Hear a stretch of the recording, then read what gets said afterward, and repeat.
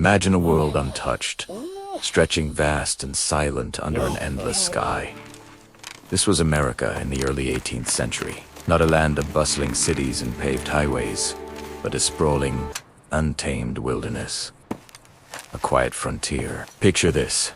Misty mornings where the fog clings to the valleys like a soft, white blanket. The air, crisp and clean, carries the scent of damp earth and pine. Sunlight struggles to pierce the dense canopy of ancient forests.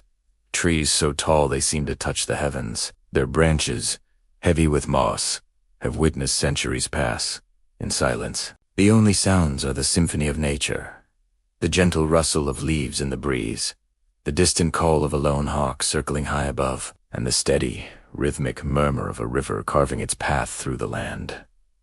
This wasn't just a landscape. It was a living, breathing entity. Rivers like the Schuylkill, the Delaware. The Yadkindis were the arteries of the continent, flowing with cool, clear water, their banks teeming with life. You could hear the splash of a beaver building its dam, the crack of a twig under the hoof of a deer, the chorus of frogs at twilight. In this world, every sound had meaning.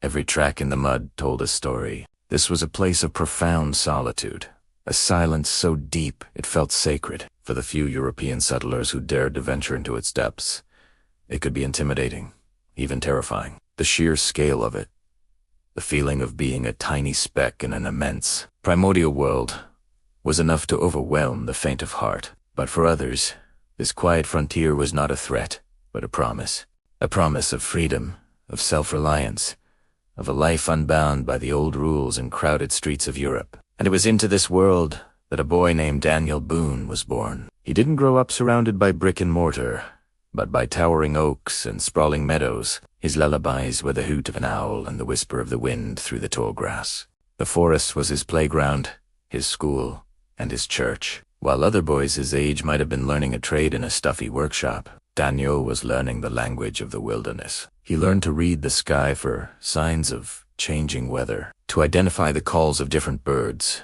to move through the undergrowth as silently as a shadow. The woods were a complex tapestry of life and death, of beauty and danger, and Daniel learned to navigate it with an instinct that seemed almost supernatural. He understood the delicate balance of this ecosystem. He knew where the deer came to drink at dawn, which berries were safe to eat, and which mushrooms could be deadly. He learned to respect the power of a sudden storm, the strength of a bear, and the cunning of a wolf. This environment didn't just teach him skills. It shaped his very soul. It instilled in him a deep and abiding love for the land, a sense of belonging that was tied not to a town or a flag, but to the earth itself. The constant challenge of survival honed his senses, sharpened his mind, and forged in him a quiet confidence and an unshakable resilience. He wasn't afraid of the silence. He found comfort in it. He wasn't intimidated by the vastness. He felt liberated by it. In the heart of this quiet, watchful boy, a powerful longing began to grow. It was a yearning for what lay beyond the next ridge, across the next river. The stories told by traders and long hunter staleys of boundless forests, fertile valleys, and lands teeming with game, to the west ignited his imagination. These weren't just stories of adventure. They were whispers of a future, a destiny calling to him from the unknown. While his family and neighbors were content to carve out a small piece of civilization from the edge of the wilderness, Daniel's gaze was always fixed on the horizon. It felt a pull, an almost spiritual calling, towards the open land, towards the freedom that only the untouched frontier could offer. The very air seemed to hum with possibility. He dreamed of a life lived in harmony with the wild, a life of exploration and discovery, far from the encroaching boundaries of settlement. This wasn't just restlessness. It was a profound desire to be part of something larger than himself, to merge his own story with the grand, unfolding epic of the American continent. The quiet frontier had molded him, prepared him, and now it was beckoning. The boy who was raised by the wilderness was about to become the man who would lead a nation into it. His spirit, forged in the silent forests and misty mornings of his youth, was perfectly attuned to the call of the wild. And as he stood on the edge of all he had ever known, Daniel Boone was ready to answer. Thank you so much for joining us on this first step of our journey. If you were captivated by the world of the 18th century frontier, make sure to hit that like button and subscribe to our channel. Don't forget to ring the notification bell so you won't miss the next chapter in the incredible life of Daniel Boone. We'll see you next time. Welcome back to our journey through the life of a true American legend. In our last chapter, we set the stage. Today, we delve into the beginning, into the world that shaped the man. This is Chapter 2, A Boy in the Woods. The year is 1734, in the rolling hills of Pennsylvania. Near what we now know as Reading, a boy named Daniel Boone is born into a world on the cusp of great change. He was the sixth of 11 children in a Quaker family, a community known for its pacifism, simplicity, and strong moral compass. His parents, Squire and Sarah Boone, were weavers and blacksmiths, hard-working people who carved out a life from the raw, untamed land of the Ole Valley. But from his earliest days, it was clear Daniel was different. While his siblings might have found comfort within the familiar walls of their home or the structured society of the Quaker meeting house, Daniel's heart belonged to the vast, whispering wilderness that surrounded them. The rustle of leaves was more comforting to him than a sermon, the call of a distant bird more compelling than the clang of his father's hammer. The town, with its chatter and its rules, felt like a cage. The forest was freedom. His father's farm wasn't just a place of chores. It was Daniel's first and most important classroom, and his teacher, nature itself. While other boys were learning their letters, Daniel was learning the language of the woods. He learned to read the stories written in the mudra tracks of deer, bear, and turkey. He learned to identify trees by their bark in the dead of winter and birds by their song at the crack of dawn. He learned which berries were a gift from the earth and which held a hidden danger. This wasn't just a hobby. It was a deep, instinctual education. His Quaker upbringing, though he would eventually stray from its strict pacifist path, instilled in him a quiet confidence and a sense of fairness. The Quakers believed in an inner light, a divine spark in every person. For Daniel, it seems this inner light burned brightest under the canopy of ancient trees. He learned to be still, to observe, and to listen, skills that would later become the very foundation of his survival. At the age of 10, Daniel was tasked with tending the family's cattle in the lush summer pastures, a responsibility that often took him far from the farmhouse. For weeks at a time. For most children, this would be a daunting, lonely task. For Daniel, it was paradise. He built himself a rustic shelter from branches and bark, a small kingdom of his own in the heart of the wilderness. It was here, alone with the herd and the hum of the forest, that he truly began to hone his skills. He wasn't just watching the cows. He was watching everything. He learned the patterns of the seasons, the habits of the wildlife, the subtle shifts in the wind that foretold a coming storm. His senses became incredibly sharp. He could detect the faintest snap of a twig, the scent of rain on dry earth, the flicker of movement in the deep shadows. This wasn't a game. It was a conversation with the world around him. It was during this time that he received his first rifle. It's hard for us to imagine today, but in the 18th century, a rifle wasn't a toy. It was a tool essential for providing food and protection. For Daniel, it was an extension of himself. His father, recognizing the boy's unique connection to the woods, knew this was a necessary step in his education. Daniel took to it with an almost preternatural talent. He practiced tirelessly, not for sport, but for purpose. He learned to account for wind and distance, to control his breathing, to become one with the moment before the shot. Soon, the young herdsman became a provider. He would return from his lonely vigils not just with the cattle safe and sound, but with fresh game for the family table. His skill as a hunter became a local legend. Neighbors would marvel at the boy who could slip through the forest like a ghost and return with a prize, while seasoned hunters came back empty-handed. He wasn't just shooting at targets, he was understanding his prey, respecting it, and participating in the ancient cycle of life and death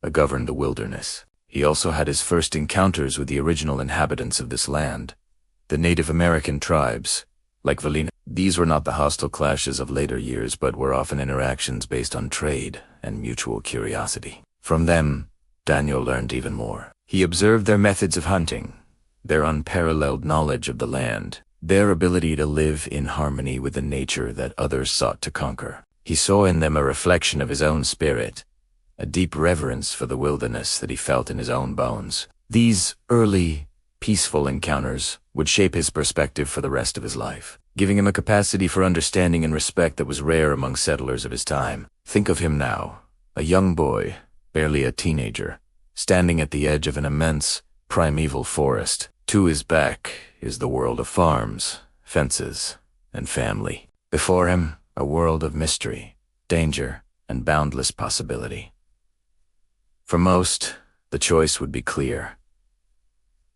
Safety, but Daniel Boone was not like most. The whisper of the trees was a call to adventure he simply could not ignore. The boy who was raised in a community of peace was becoming a master of the wild. The seeds of the pathfinder, the explorer, and the pioneer were being sown, not in the tilled soil of his father's farm, but in the untamed earth of the American frontier. His childhood was the forge, and the wilderness was the fire that tempered the steel of his character. He was learning self-reliance, not from a book, but from the necessity of surviving a cold night alone. He was learning courage, not from stories, but from facing the glowing eyes of a predator in the dark. He was learning a profound and personal geography, one not of maps and lines, but of rivers, mountains, and hidden valleys. This was the education of Daniel Boone, a curriculum written by the hand of nature itself. This boy standing alone in the woods of Pennsylvania had no idea that he was preparing to lead a nation westward. But every rustling leaf and every silent footfall was a lesson on the path he was destined to walk. Thank you for joining me for this chapter of Daniel Boone's incredible story. The quiet boy from the Oli Valley is about to face a world far larger and more complex than his beloved woods. In our next episode, we'll see how the currents of history pull him into conflicts that will test his skills and his spirit in ways he never imagined. If you're enjoying this journey, please hit that like button, subscribe to the channel, and ring the bell so you don't miss a single step of the trail. We'll see you next time. Welcome back to our journey through the life of an American legend. Last time, we left a young Daniel Boone in Pennsylvania, a boy forged by the wilderness, his spirit already yearning for the vast, untamed lands that lay beyond the horizon. Today, we follow him as that yearning transforms into an undeniable call, a siren song from the frontier that would shape the course of his life and the destiny of a nation. This is the story of how a young man answered the call of the wild. The mid-18th century was a time of tremendous change in the American colonies. The established settlements along the coast were becoming crowded, and the promise of cheap fertile land to the south and west was a powerful magnet. Rumors and tales spread like wildfire through the taverns and homesteads of Pennsylvania, stories of rich soil, abundant game and valleys untouched by the plow. For families like the Boones, who had always lived on the edge of civilization, this was more than just an opportunity. It was a calling. The urge to move, to see what was over the next ridge, was practically in their blood. And so, in 1750, the Boone family packed their wagons once again. Squire and Sarah Boone, along with their children, including a now 16-year-old Daniel, joined a great wave of settlers heading south. This was no simple trip. It was a grueling, arduous migration along the Great Wagon Road. This rough, often treacherous path snaked its way from Pennsylvania down through the Shenandoah Valley of Virginia and into the Carolina back country. Imagine the scene. A long train of canvas-covered wagons, the creak of wooden wheels a constant rhythm, the lowing of livestock, and the chatter of families filled with both hope and apprehension. Each river crossing was a challenge, each steep incline a test of will. For Daniel, this journey was a classroom unlike any other. He wasn't just a passenger, he was an essential part of the expedition. His role was to scout ahead, to hunt for food, and to ensure the family's safety. Every day brought new lessons. He learned to read the landscape, to find the easiest passages through dense forests, and to track game for miles. The skills he had honed in the woods of Pennsylvania were now being tested and refined on a grand scale.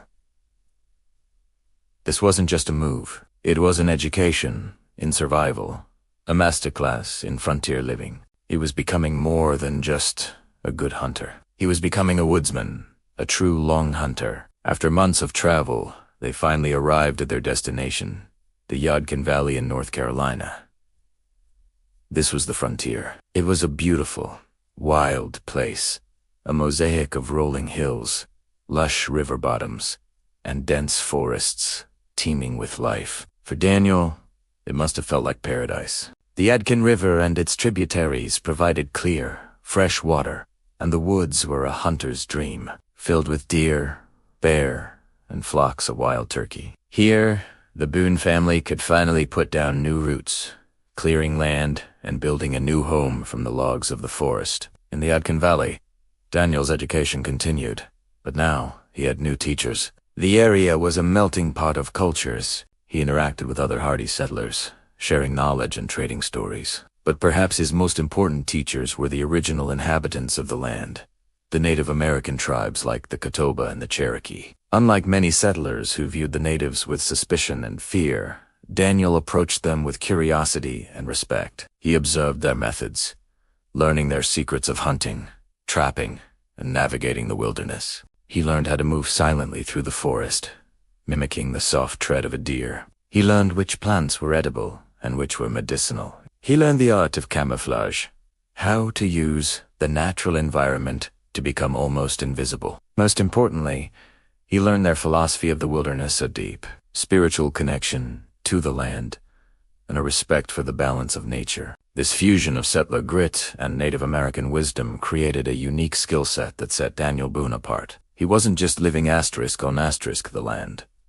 He was learning to live asterisk with asterisk it. It was during these formative years in the Yadkin Valley that a core part of Daniel's character truly solidified: his love of solitude. While he was a social man who loved his family and community, he found a unique kind of peace and clarity when he was alone in the deep woods. For weeks, sometimes months at a time, he would venture out on long hunts, with only his rifle, his dog, and his own thoughts for company. Imagine him, miles from any settlement, sleeping under a canopy of stars with the sounds of the forest as his only lullaby.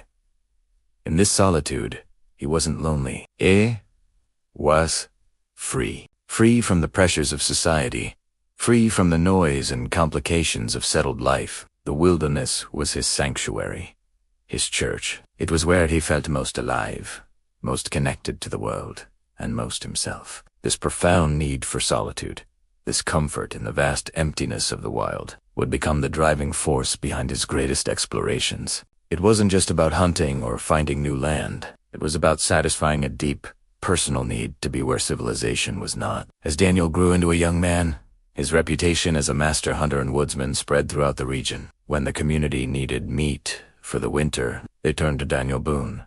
When a trail needed to be blazed, they sought his guidance. He was a product of his environment, a perfect synthesis of the cultures and landscapes that had shaped him. He possessed the practical skills of a pioneer, the profound wilderness knowledge of a Native American, and the independent spirit of a true frontiersman. The call of the frontier that had led his family to the Yadkin Valley was now echoing even louder in Daniel's own heart. The Yadkin was becoming more settled, more civilized, and Daniel's eyes and his spirit were already beginning to gaze westward, toward the misty blue peaks of the Appalachian Mountains.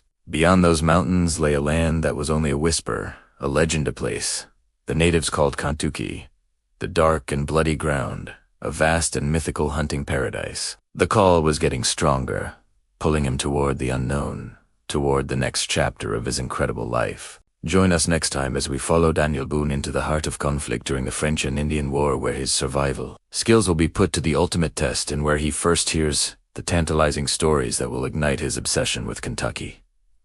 Thanks for watching. If you're enjoying this journey into the American frontier, please hit that like button, subscribe to the channel, and ring the notification bell so you won't miss the next chapter in the life of Daniel Boone. We'll see you next time. Hello, and welcome back to our journey through the life of a true American legend. Today, in Chapter 4, we venture deep into the untamed heart of the continent to uncover the lessons from the wilderness that forged Daniel Boone into the man he would become. This isn't just a story about a man in the woods. It's about a man who became one with the woods. Imagine this. Long before the famous expeditions into Kentucky, a younger Daniel Boone was already answering the call of the wild. His classroom was the vast, sprawling expanse of the Blue Ridge Mountains, a majestic and often unforgiving landscape. His textbooks were the rustling leaves, the snap of a twig, and the shifting patterns of the stars. Boone's early expeditions were often solitary affairs. He wasn't just looking for a path. He was learning the language of the land itself. Picture him, moving with a silence that belied his size, his eyes scanning every detail. Deer hunting was more than a sport or a means of provision. It was a masterclass in patience, observation, and respect for the natural world. He learned to think like a deer, to understand its habits, its fears, and its patterns of movement. A slight change in the wind, a bird's alarm call, the faintest impression in the soft earthies were all words in a story that only he could read. He would spend weeks, sometimes months, with only his rifle and his own resourcefulness for company. Each day brought a new lesson. Tracking was an art form. It wasn't just about following footprints. Boone could look at a track and tell you how long ago the animal passed, whether it was hurried or calm, healthy or injured. He was a detective of the natural world, piecing together clues that were invisible to the untrained eye. This deep, almost spiritual connection with the animal kingdom set him apart from other hunters of his time. He didn't just conquer nature, he participated in it. And then there was the navigation. In an era without GPS or even reliable maps of these interior regions, Boone used the oldest tools known to humanity. The sun was his compass by day, and the stars were his guide by night. He learned to read the constellations, not just as distant points of light, but as a celestial map, a reliable and constant friend in the vast darkness. He understood how moss grew thicker on the north side of trees, how the flow of creeks could indicate the lay of the land, and how the shape of a ridge could lead to a hidden valley or a safe passage.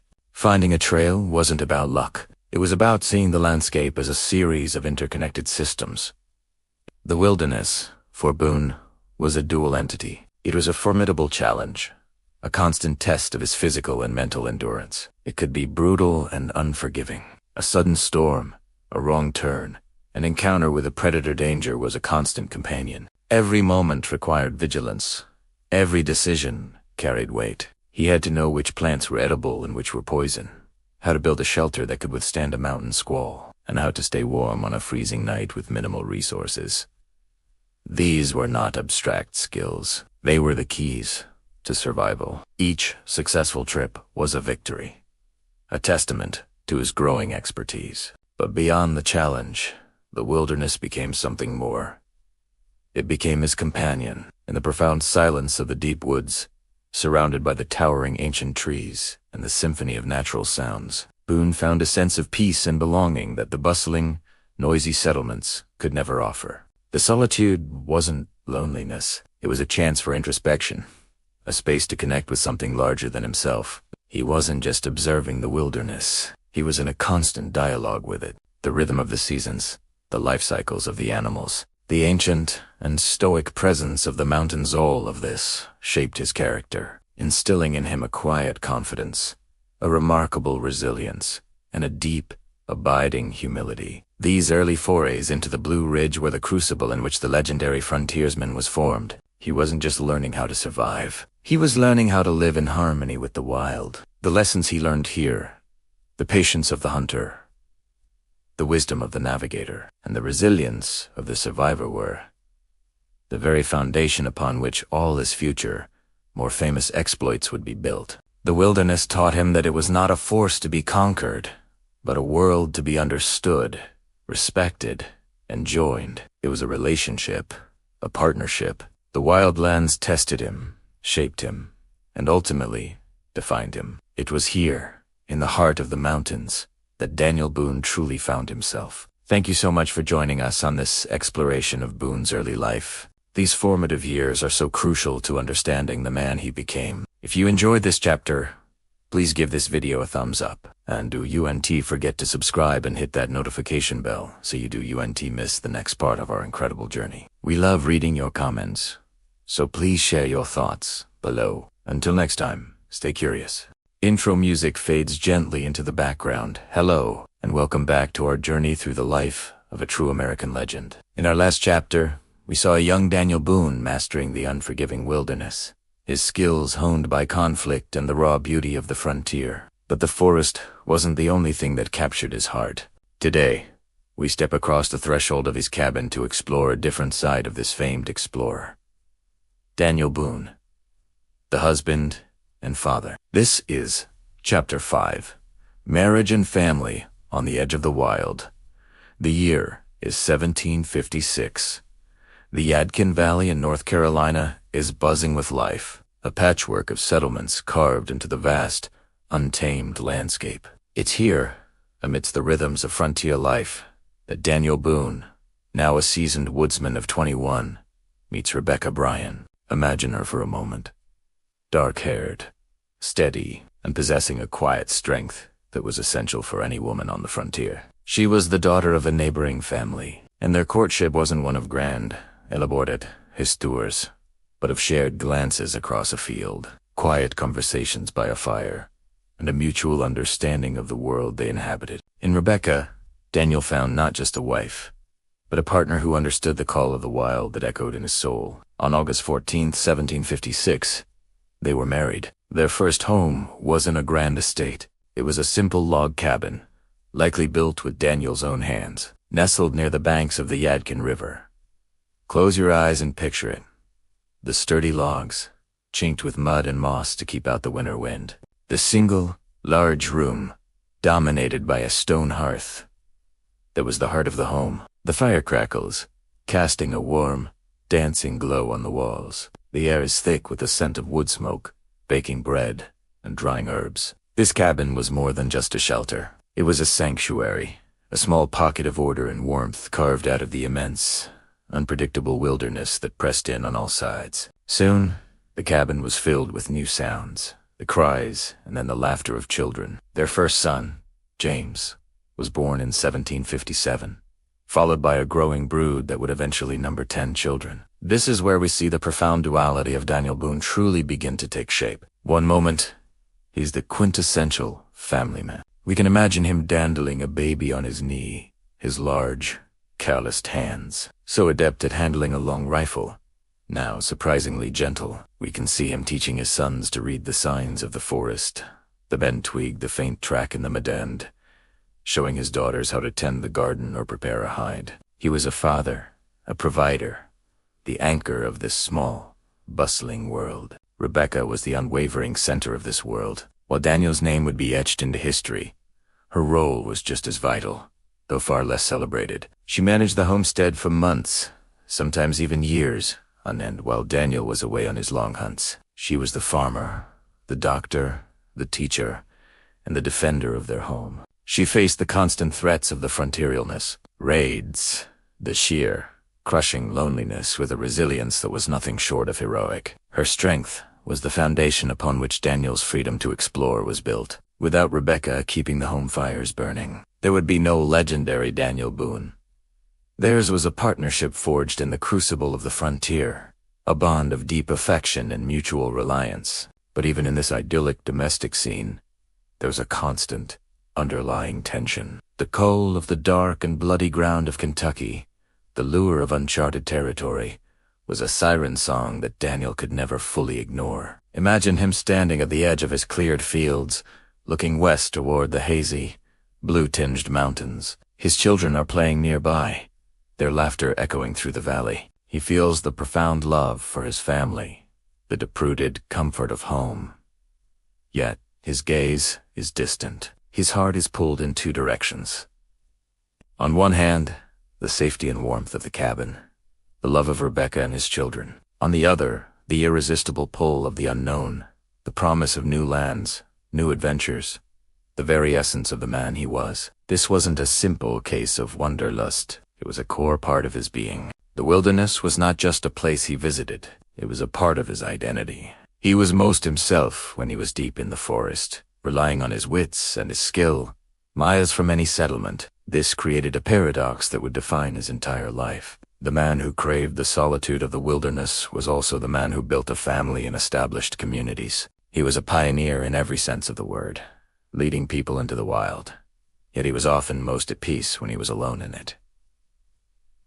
The children grew up in this dual reality. Their father was a loving presence, but also a frequent absence. His returns were joyous occasions, filled with stories of distant lands, strange animals, and narrow escapes. He would bring back furs and game that provided for them, But his greatest gifts were the tailies that expanded their world beyond the confines of the Yadkin Valley. They learned to be self-reliant, to understand that their father's path was a winding one. They inherited his adventurous spirit and his resilience, qualities they would all need in the turbulent years to come. Life on the Yadkin was a constant balance. It was a life of stark contrasts. The quiet intimacy of family life set against the vast, dangerous expanse of the American continent. The joy of a child's first steps measured against the ever-present threat of a raid or a harsh winter. Daniel Boone, the family man, cherished the laughter in his cabin by the river. But Daniel Boone, the explorer, was always listening for another sound to the whisper of the wind through the Cumberland Gap, calling him westward. This tension between the hearth and the horizon, between the man who loved his family and the man who was compelled to wander, is the key to understanding him. He wasn't abandoning his family. In his mind, his explorations were for them. He was seeking new, safer, more fertile lands, where they could build a better future. He was a trailblazer not just for himself, but for the family he loved and the generations that would follow. The cabin on the Yadkin was just the first stop. The real journey, the one that would test his family to its limits and cement his place in history, was only just beginning. Thank you so much for joining me for this chapter. The story of Daniel and Rebecca is a powerful reminder that behind every great figure in history, there's often a story of love, sacrifice, and quiet strength that makes it all possible. If you're enjoying this series, please consider hitting that like button and subscribing to the channel, so you won't miss what happens next. We'd love to have you with us as we continue to follow Daniel Boone's incredible journey. Until next time, stay curious. The promise of the frontier, that vast, green Eden stretching westward, was a siren's call for men like Daniel Boone. But every Eden has its serpent, and for the American colonies in the mid-18th century, that serpent was the looming shadow of war. This wasn't just another skirmish. It was a global conflict, the 7 Years' War, known on American soil as the French and Indian War. It was a clash of empires, a struggle for the very soul of the continent, and it would pull Daniel Boone from the quiet life of a hunter into the brutal heart of frontier conflict. By 1755, the Ohio Valley had become a powder keg. Both Britain and France laid claim to this rich territory, and their ambitions collided with the established rights and territories of numerous Native American nations, who found themselves caught in a devastating tug-of-war. For the British, expansion was not just a desire, it was seen as a destiny. For the French, control of the Ohio River was vital to linking their Canadian holdings with their territories in Louisiana. Something had to give. When British General Edward Braddock assembled an army to march on the French stronghold of Fort Duquesne at the forks of the Ohio River, Daniel Boone, now a young man in his early 20s, answered the call. He wasn't a soldier in a red coat. However, his role was far more grounded, far more essential to the mechanics of this war machine. He signed on as a wagoner and a blacksmith, a teamster responsible for guiding the heavy supply wagons through the dense, unforgiving wilderness of the Allegheny Mountains.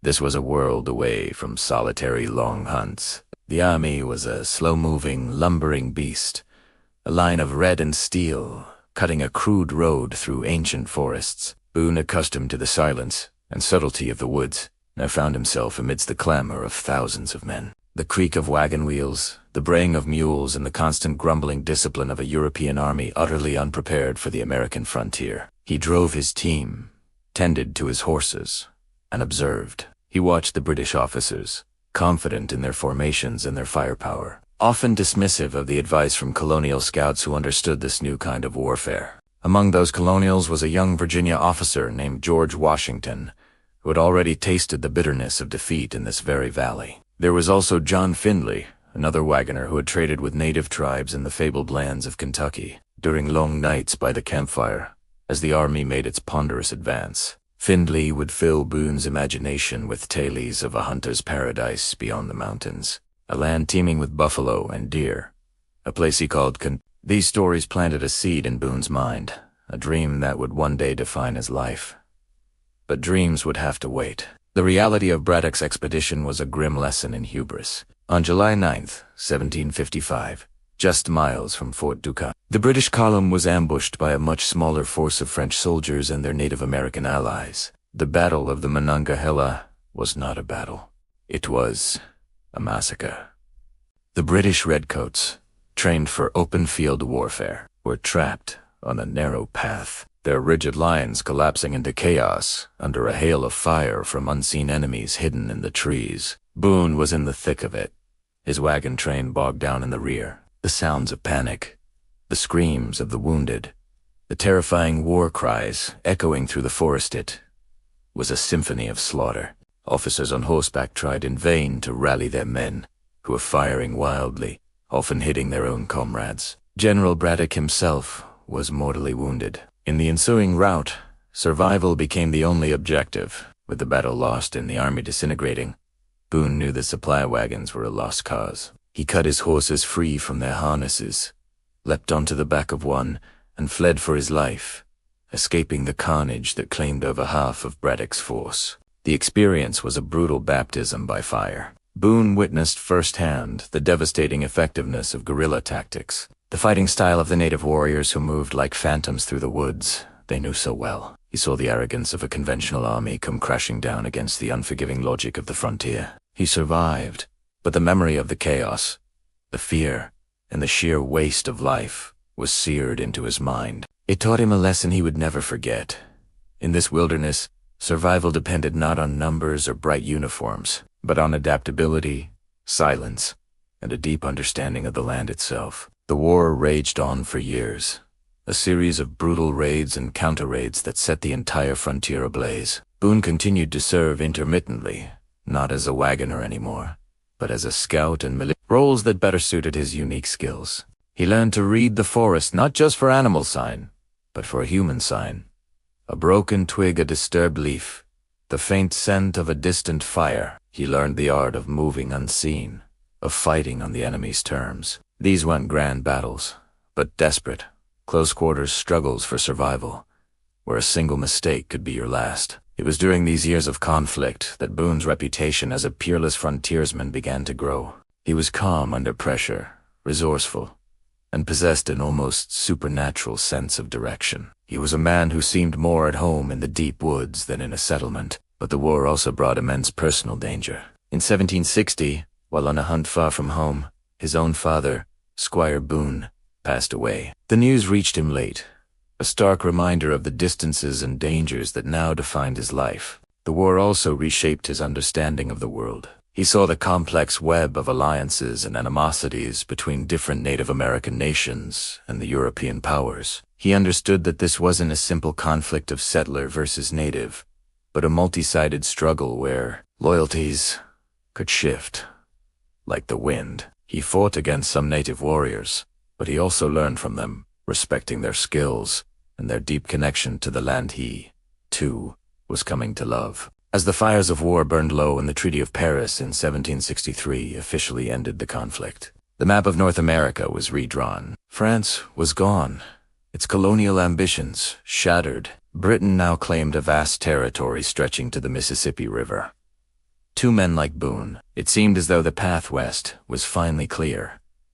The war was over, but the peace was fragile. In the quiet moments, staring into the embers of a campfire, Boone must have reflected on the cost. He had seen the horrors of battle, lost friends, and witnessed the destruction that came with the relentless push of expansion. The war had forged him into the ultimate frontiersman, but it had also shown him the price of that title. The horizon was now open, and beyond it lay the green forests of Kentucky, the land from John Finley's stories. The war was over, but for Daniel Boone, the great adventure of his life was just beginning. Thank you for joining us on this chapter of our journey. If you're fascinated by the story of the American frontier, be sure to hit that subscribe button and ring the notification bell so you won't miss what happens next. We'd love to hear your thoughts in the comments below. Until next time, stay curious.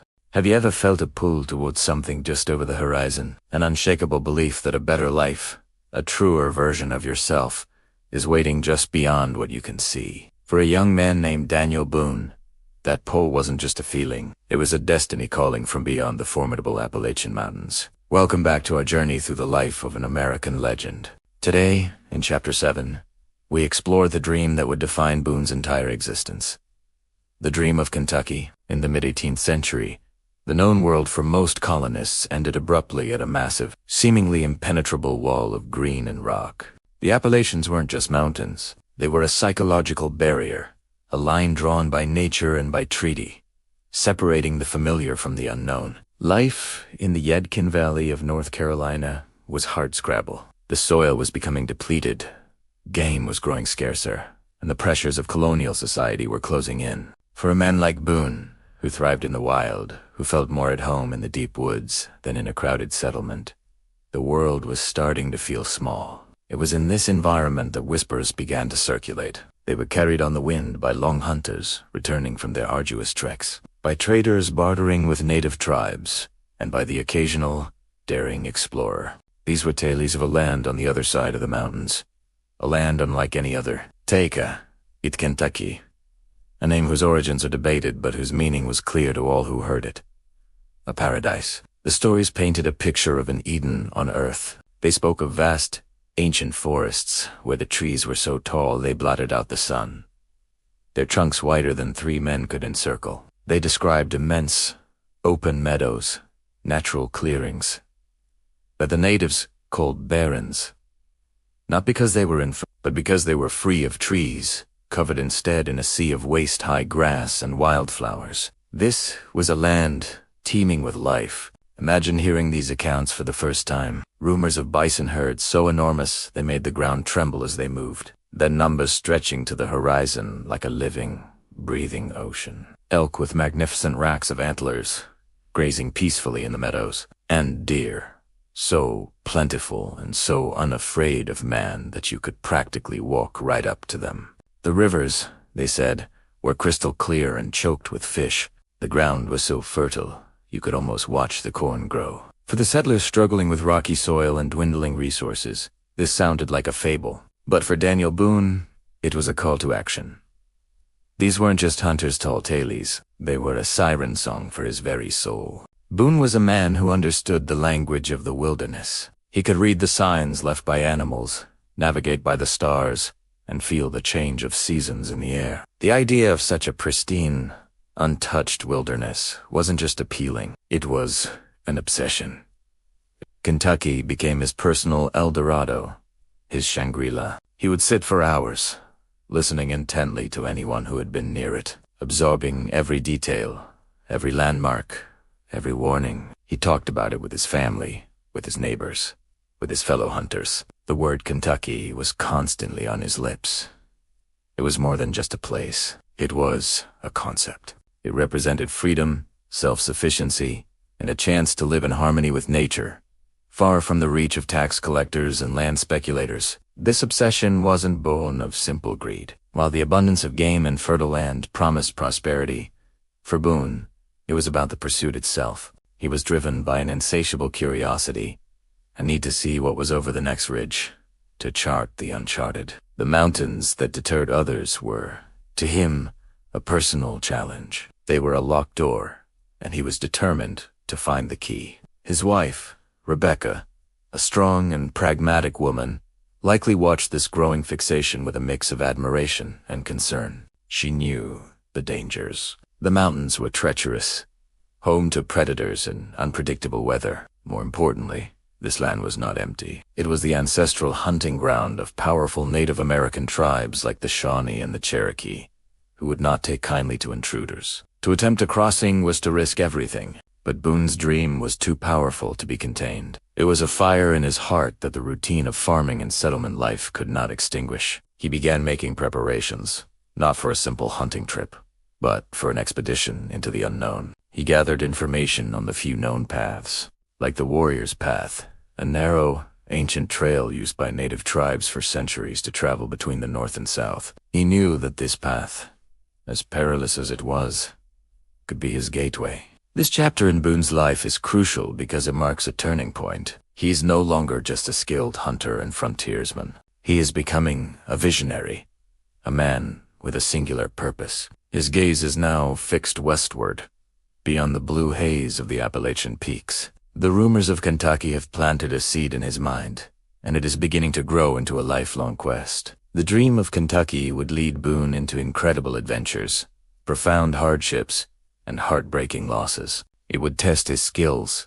his courage, and his spirit to their absolute limits. But here, in the quiet hills of North Carolina, the journey was just beginning. It began with a whisper, a rumor, a story of a promised land. It began with a dream beyond the mountains. And for Daniel Boone, it was a dream he had to follow, no matter the cost. Thank you so much for joining us for this chapter. The story is just getting started, and the adventures ahead are truly epic. If you're enjoying this journey into the past, please hit that like button, and be sure to subscribe and turn on notifications so you don't miss what happens next. We'll see you in the next chapter. In the spring of 1769, the air in the Yadkin Valley hummed with a different kind of energy. For Daniel Boone, it was the hum of anticipation, the call of the unknown lands that lay west of the towering Appalachian Mountains. For years, he had heard whispers from traders and long hunters, tales of a paradise they called Kentucky, a land of abundant game, fertile soil, and sprawling meadows. Now, the whispers were becoming a roar he could no longer ignore. He gathered a small, determined party, including his trusted brother-in-law, John Stewart. Their mission, to find the fabled warrior's path, a trail used by Native American tribes that was said to cut through the seemingly impassable mountains. Their destination, the Cumberland Gap, a gateway into the heart of the continent. The journey began not with a grand fanfare, but with the quiet, rhythmic tread of moccasins on damp earth. They moved through familiar forests at first, the trees a dense canopy of green overhead. The air was thick with the scent of pine and wet soil. As they pushed deeper, the landscape began to change. The gentle hills of North Carolina swelled into formidable ridges, their slopes tangled with rhododendron and mountain laurel so thick they had to hack their way through. The trail grew steeper, more treacherous. Days were spent in a grueling rhythm of climbing and descending, their muscles burning, their breath coming in ragged bursts in the thin mountain air. Rain was a constant companion. It would start as a soft whisper on the leaves, a gentle patter that was almost soothing, but soon it would crescendo into a relentless downpour, turning the forest floor into a slick, muddy morass. The men would huddle under rocky overhangs, the smell of damp wool and wood smoke filling their small shelter as they tried to coax a fire to life. The rain would drum on the leaves above them, a primal rhythm that seemed to echo the beating of their own hearts, a constant reminder of nature's immense power. At night, they would listen to the chorus of the forest, the hoot of an owl, the distant cry of a panther, the rustle of unseen creatures in the undergrowth. But then there were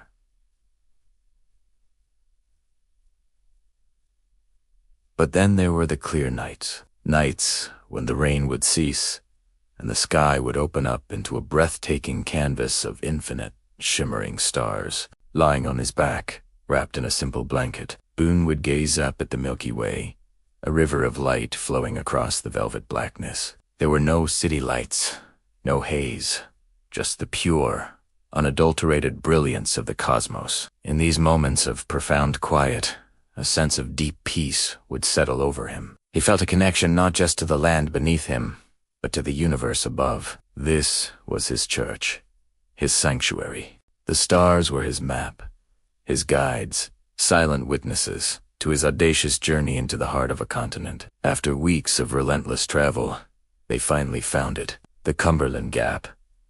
It wasn't a dramatic shire-walled canyon, but a gentle, wind-worn notch in the formidable crest of the mountains. To the weary travelers, it was the most beautiful sight in the world. As they passed through the gap, it felt like stepping through a doorway into another world. The dense, confining forests of the mountains began to give way. The air felt different, lighter. There was a sense of openness, of immense space, that they hadn't felt for weeks. They were on the threshold of Kentucky. Their first steps into Kentucky were tentative, filled with a sense of awe. The landscape that unfolded before them was more magnificent than any story could have described. They stood on a high ridge, looking out over a valley that seemed to stretch on forever. It was a vast rolling sea of green, dotted with enormous, ancient trees and crisscrossed by sparkling rivers that snaked their way across the land. The sheer scale of it was staggering. Herds of buffalo, so numerous they looked like a moving, dark river, grazed peacefully in the distance. Majestic elk with massive antlers moved gracefully through the meadows. The air was alive with the sound of birdsong, a symphony of life. Boone felt a profound sense of wonder, a feeling that he was the first of his people to witness this untouched paradise. It was a rich sensory overload. The smell of wild clover and rich, dark earth filled his nostrils. He could feel the gentle breeze on his face, carrying the promise of this new land. The sunlight seemed brighter here, bathing the valleys in a golden light that made the landscape appear almost mythical. This was not just a place to hunt or to settle. It was a land that spoke to his soul.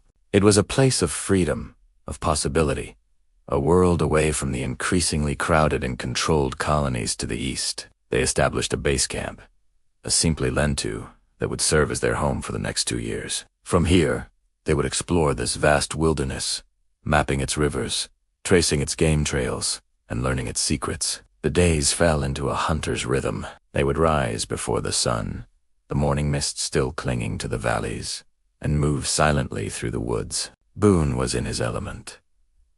Every snapped twig, every animal track, every subtle shift in the wind told him a story. He learned the ways of the buffalo, the deer, and the bear. He discovered the salt licks where animals congregated, and the best places to ford the swift-flowing rivers. But the land was not empty. This was the ancestral hunting ground of several Native American tribes, most notably the Shawnee. While the first few months were peaceful, encounters were inevitable. One day, while hunting with John Stewart, they were surprised and captured by a party of Shawnee warriors. Their rifles, pelts, and supplies were taken. For several days, they were held captive, their fate uncertain. But Boone, ever the pragmatist, remained calm. He used his knowledge of native customs and his steady demeanor to win a sliver of trust. Eventually, seizing a momentary lapse in their captor's attention, he and Stewart made a daring escape into the night. The escape was a harrowing ordeal. They ran for days, with little food or rest, pushing their bodies to the absolute limit. They finally managed to elude their pursuers and stagger back to their camp, only to find it plundered and deserted. The other members of their party, believing them dead, had returned to North Carolina. Alone in the vast wilderness, many men would have despaired, but not Daniel Boone. The experience, rather than breaking him, seemed to forge his resolve even deeper. He and Stewart rebuilt their camp and continued their exploration. The wildness of Kentucky had tested him and found him worthy. Tragically, the wilderness would demand a higher price. Sometime later, while out hunting, John Stewart vanished without a trace. Boone searched for him for days, calling his name until his voice was raw, but found nothing. It was a devastating loss. Years later, his body would be discovered inside a hollow sycamore tree, a grim testament to the dangers of this beautiful but unforgiving land. Now, truly alone, Boone faced a choice. He could retreat, return to the safety of his family in the Yadkin Valley, or he could stay. He chose to stay. For months, he lived a life of profound solitude, his only companions, the wildlife and the whispering winds. He was no longer just an explorer, he was becoming part of the land itself. This solitary period solidified his legend, cementing his image as the archetypal frontiersman, a man completely at home in the heart of the wild. It was in this solitude that his dream of a settlement in Kentucky was truly born. Thank you so much for joining me on this journey into the wild heart of America. If you enjoyed this story, please hit that like button, subscribe to the channel, and ring the bell so you don't miss our next chapter in the life of the legendary Daniel Boone.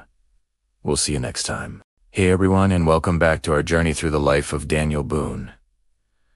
Last time, we left Boone just as he set his sights on the fabled lands of Kentucky. Today, in Chapter 9, we're following him into that very wilderness, a place of breathtaking beauty and heart-stopping danger. A land he would come to believe was worth fighting for. Imagine stepping into a world untouched by the axe or the plow. For Boone and his small band of companions, Kentucky was exactly that, a vast, primordial forest. Sunlight filtered through canopies of ancient trees, illuminating a land teeming with life. Herds of bison, so numerous they made the ground tremble, carved paths through the dense cane. Elk and deer grazed in grassy openings, and the rivers ran thick with fish. For a woodsman like Boone, it was paradise found. He felt a profound connection to this place, a sense of awe that went beyond just the abundance of game. It was a spiritual experience, a communion with creation in its purest form. He would later describe it as a new Eden, a land of unparalleled beauty that captured his heart and soul from the very first moment. But this Eden had its guardians. This land was not empty. It was the ancestral hunting ground of several Native American tribes, most notably the Shawnee. They viewed the arrival of Boone and other long hunters not as a friendly visit, but as an intrusion, a threat to their way of life and their very survival. The deer and bison that Boone saw as endless bounty were the lifeblood of the Shawnee people. Every animal taken by the white hunters was one less to feed their families. So, as Boone and his men set their trap lines and hunted for pelts, they were walking on a collision course with the land's rightful inhabitants. The first encounters were tense. A Shawnee party, led by a formidable warrior named Captain Will, discovered Boone's camp. Instead of immediate violence, they took a different approach. They confiscated the hunters' horses and all the pelts they had painstakingly collected over months. It was a clear, firm message. You are not welcome here. Go back and do not return. For Boone's companions, this was a devastating blow, the end of their expedition. They were ready to cut their losses and head home, but not Boone. While the loss stung, the warning did not deter him. If anything, the encounter solidified his resolve. The brief, tense interaction gave him a glimpse into the Shawnee's strength and their deep connection to this territory. He respected it, he understood it, but Kentucky had already cast its spell on him. He wasn't ready to leave. After his companions departed, Boone made a decision that sounds almost mythical to us today. He chose to stay. Alone. For months, he roamed the Kentucky wilderness with only his rifle and his own resourcefulness to keep him alive. This period of intense solitude transformed him. He wasn't just a hunter anymore. He became part of the landscape.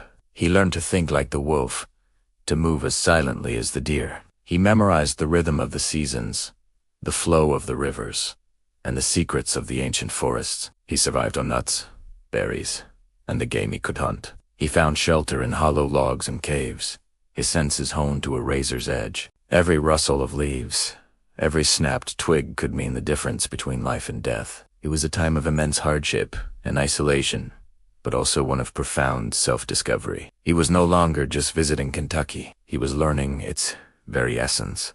During this time, Boone's respect for his adversaries, the Shawnee, only deep. He was essentially living as they did, surviving off the same land, using similar skills of tracking and hunting. He saw them not as savages, as many of his contemporaries did, but as masters of this environment, a people with a culture and a right to defend their homes.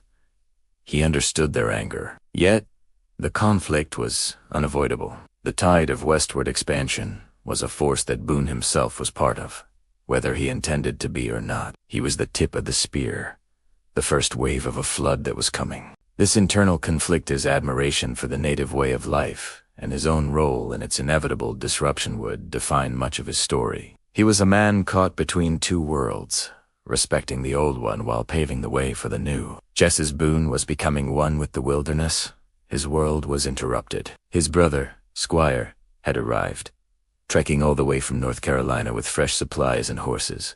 The reunion was a joyous one, a welcome break from the crushing loneliness. Together, the two brothers explored even deeper into Kentucky, naming rivers and charting valleys. Their bond, forged in the wild, was unbreakable. They were a perfect team, complementing each other's skills, but their partnership was tragically cut short. During one hunting trip, they were ambushed by a Shawnee war party. In the frantic escape, Squire was killed. Daniel was left utterly alone once more. But this time, his solitude was filled with grief. The loss of his brother was a brutal reminder of the true price of this land. It wasn't just a paradise. It was a battlefield where lives were lost and futures were extinguished. The death of his brother could have broken him. It could have filled him with a blind hatred for the Shawnee. But Boone's character was more complex than that. He mourned deeply, but his grief didn't curdle into vengeance. Instead, it solidified his conviction. This land, which had given him so much wonder and taken so much from him, was now sanctified by his brother's blood. It was no longer just a place to hunt or explore. It was personal. It was a land worth fighting for, worth settling, worth building a future on, in memory of all that had been lost. The dream of Kentucky was no longer a fanciful adventure. It had become a solemn promise. He knew he would return, not just as a hunter, but as a settler, to lay down roots in the soil that held so much beauty, so much danger, and now, so much of his own heart. Boone's first extended journey into Kentucky came to an end. He returned to North Carolina, a changed man. He had seen the continent's heartland, felt its power, and paid a terrible price. His stories of the rich, fertile land, the vast herds of game, and the endless forests would ignite the imaginations of countless others. Bound the frontier, he had opened a door that could never be closed again. What started as one man's quest for adventure was about to become the story of a nation's expansion. Thank you for joining us for this chapter. The story is only getting more intense from here. If you enjoyed this look into Boone's defining journey, please hit that like button and subscribe so you don't miss what happens next. We'll see you in the next video as we follow Boone back to Kentucky, this time to carve out a settlement and a new life. Thanks for watching. Hello and welcome back to our journey through the life of Daniel Boone. Last time, we left him as a leader, a pioneer carving out a new life in the wilds of Kentucky. Today, we delve into one of the most dramatic and defining chapters of his story, his capture by the Shawnee. It's the dead of winter, January 1778. The fledgling settlement of Boonesborough is facing a crisis, not from attack, but from a lack of a crucial resource. Salt. Without it, they can't preserve their meat for the long winter ahead. The survival of the entire community hangs in the balance. As always, Daniel Boone steps up. He leads a party of about 30 men to a place called the Blue Licks, a natural salt spring. It's a grueling task. They boil the salty water in massive iron kettles, day and night, in the freezing cold.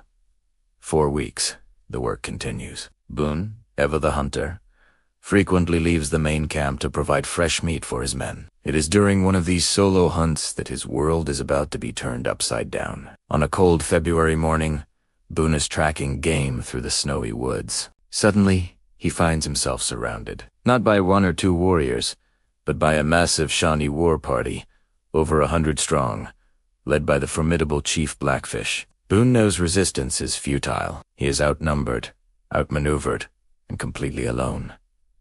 Any sudden move would be his last. This isn't just a random encounter. Chief Blackfish is on his way to attack the vulnerable and undermanned Fort Boonesborough. Boone's mind races. He thinks of the salt-making party, unaware and defenseless. He thinks of his family, of Rebecca and the children, inside the fort with only a handful of men to protect them. A direct assault would be a massacre. In this moment of extreme peril, Boone makes a decision that is both audacious and controversial. A choice that would be debated for years.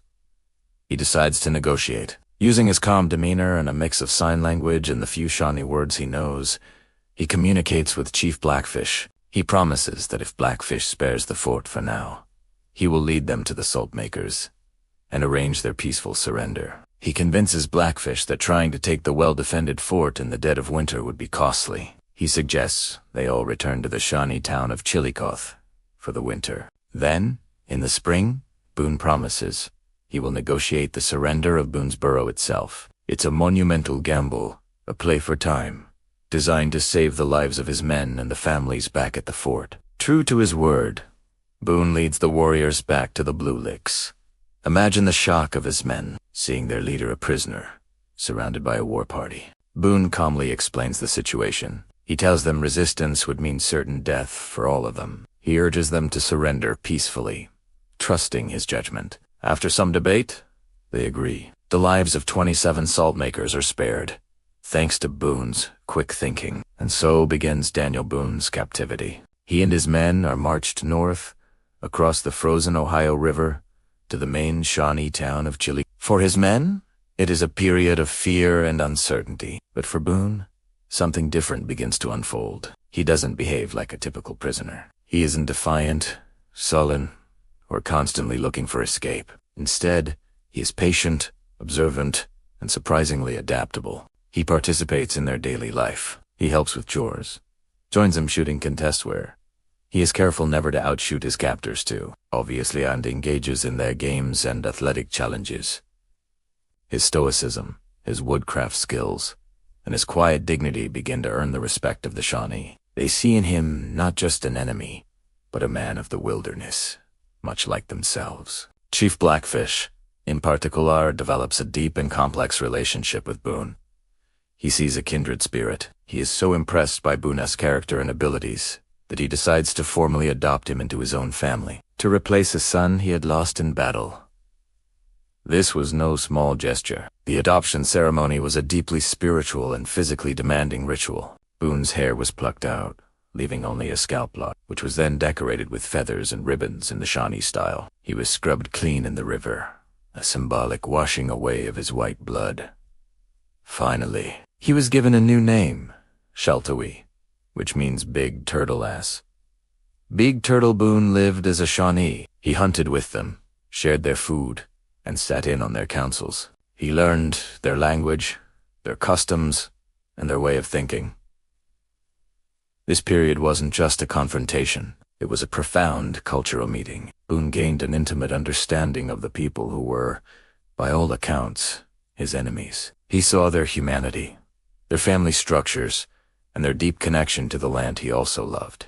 But beneath the calm exterior of Sheltowee, the mind of Daniel Boone was always working. He knew the spring was approaching. He knew Chief Blackfish still intended to march on Boonesborough. During a tribal council, Boone learns the devastating truth. The war party is gathering. They are not waiting for a peaceful surrender. They are preparing for a full-scale attack. And this time, they'll bring their full force. Boone knows his time has run out. His gamble has bought the fort a few precious months, but now, the final hour is at hand. He has to escape. He has to warn them. After nearly 5 months as a captive, 5 months as the adopted son of a Shawnee chief, Daniel Boone, the man they called Big Turtle, must risk everything to save his family and his people. His loyalty is put to the ultimate test. His epic escape and the subsequent siege of Boonesborough is a story for our next chapter. Don't miss it.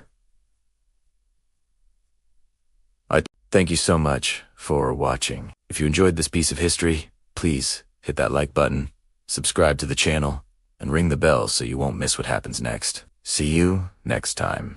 The sound of a gentle crackling fire and distant birdsong. Hello everyone, and welcome back. Last time, we left Daniel Boone in a precarious position, a captive of the Shawnee at Chillicothe. He'd been adopted, given a new name, and was, for all intents and purposes, living as one of them. But in his heart, the frontier spirit never dimmed. He was a Kentuckian, and his family, his people, were never far from his thoughts. Today, we delve into one of the most legendary chapters of his life, the Great Escape. Imagine this: a cool, misty morning in June of 1778.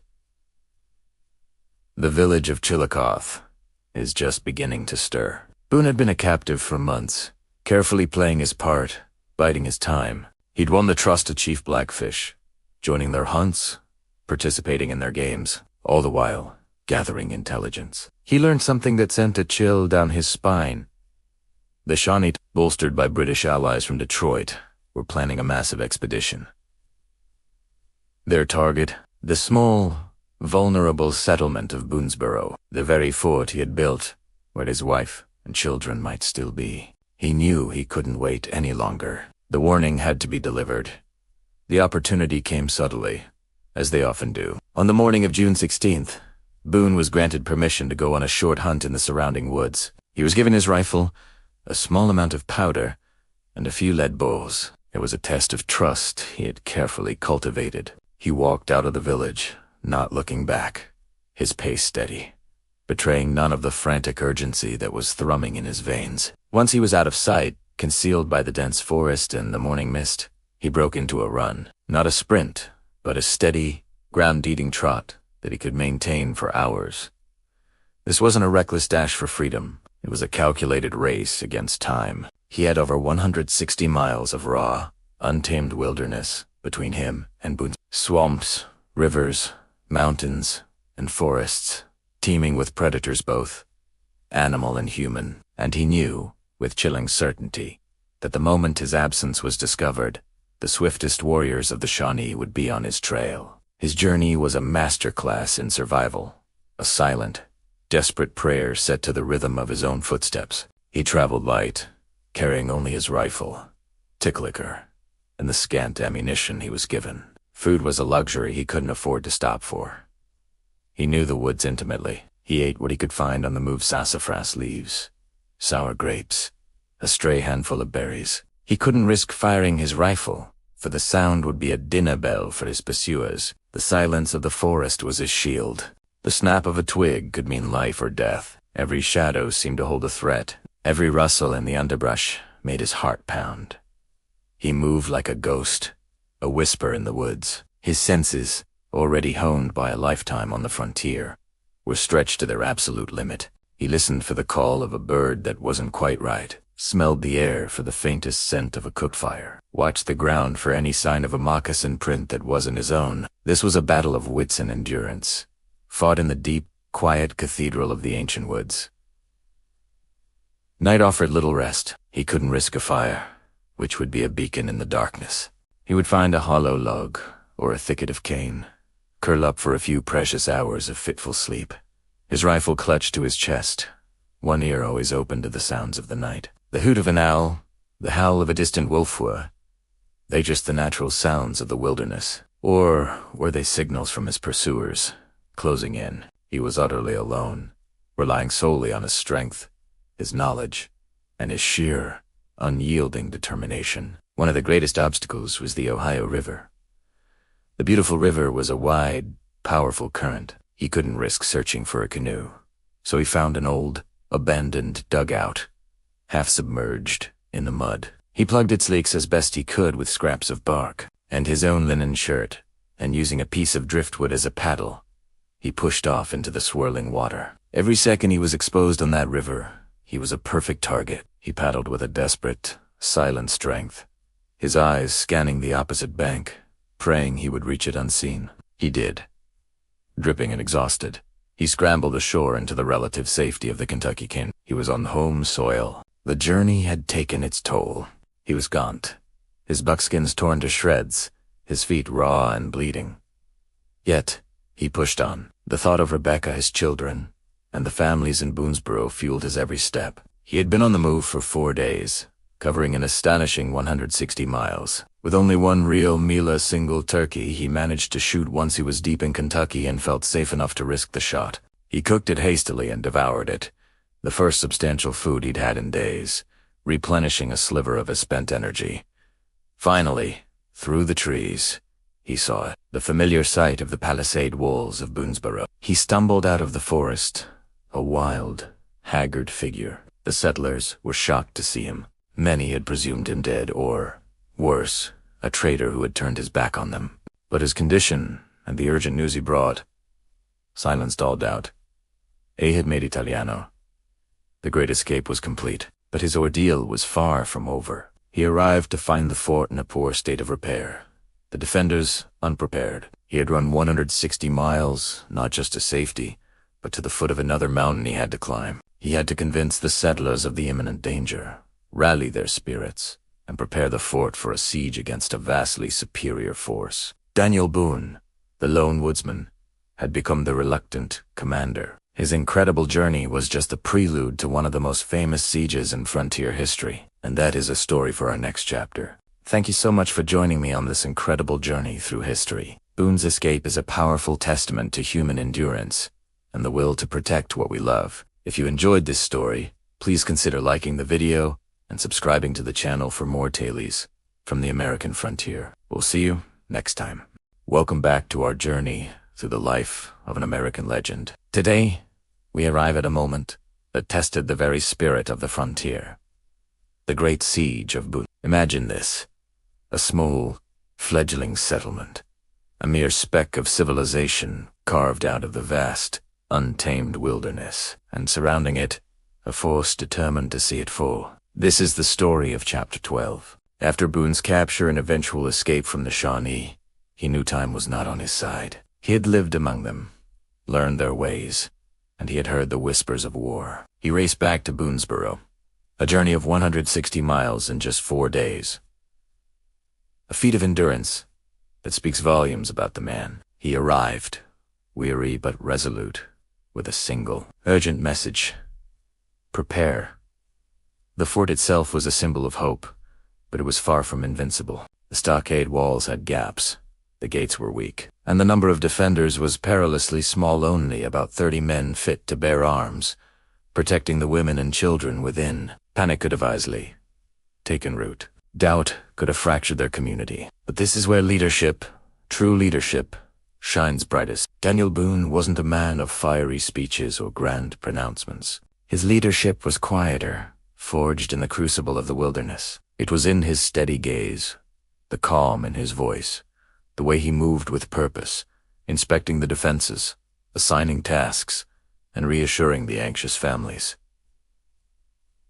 He led by example. When a log needed to be moved, he was there, hands on the rough wood. When a watch needed to be kept, his eyes were scanning the tree line. His presence was a balm, a silent promise that they were not alone, that they would face whatever came, together. And then they came. On a September morning in 1778, the forest seemed to come alive, not with the familiar sounds of nature, but with the chilling presence of hundreds of warriors, led by the formidable Chief Blackfish. The air grew thick with tension. This wasn't a skirmish. This was an overwhelming force. Blackfish, who had once adopted Boone as his own son, now stood as his adversary. He called out to Boone, not with a war cry, but with an offer of surrender. He promised them safe passage back to the eastern settlements, their lives spared. Imagine the weight of that decision: surrender and live, but abandon the dream they had sacrificed so much for, or fight and face almost certain annihilation. Inside the fort, whispers turned to debate. Some argued for surrender. It was the logical choice, the only way to save their families. The odds were impossible, but Boone, drawing on a deep well of faith and an unshakable belief in their cause, held firm. He reminded them of the land they had toiled to cultivate, the homes they had built with their own hands, the future they envisioned for their children. He spoke not of glorious battle, but of enduring, of holding none. He knew that Boonesborough was more than just a fort. It was a foothold, a beacon of westward expansion. If it fell, the entire Kentucky frontier might fall with it. He met with Blackfish and the other chiefs under a flag of truce outside the fort walls. The negotiations were a tense dance of diplomacy and veiled threats. Boone and his men tried to buy time, hoping for reinforcements that might never come. They feasted with the chiefs, shared stories, and for a fleeting moment, it seemed peace might be possible. But the divide was too great. The talks broke down, and as the settlers retreated to the safety of the fort, the first shots were fired. The siege had begun. For the next 9 days, Boonesborough was under constant assault. The story of this siege isn't one of grand, sweeping battles. It's a story told in moments of quiet courage. It's the women melting down their pewter plates to mold new bullets. It's the children, huddled together, learning to be silent and brave. It's the men taking turns at the firing ports, conserving every precious ounce of gunpowder, their faces grim with exhaustion but their eyes filled with a resolve. The nights were the worst. The darkness was filled with the sounds of the siege-to-crack of rifles, the thud of arrows against the wooden walls, the unsettling war cries that echoed through the forest. The attackers tried everything. They tried to set the fort ablaze with flaming arrows, but a sudden, fortuitous rainstorm extinguished the flames, a moment many saw as a sign of divine providence. They tried to tunnel under the walls, to collapse the defenses from below. But the settlers, ever watchful, noticed the muddy water in the river and began a The earth itself became a battlefield.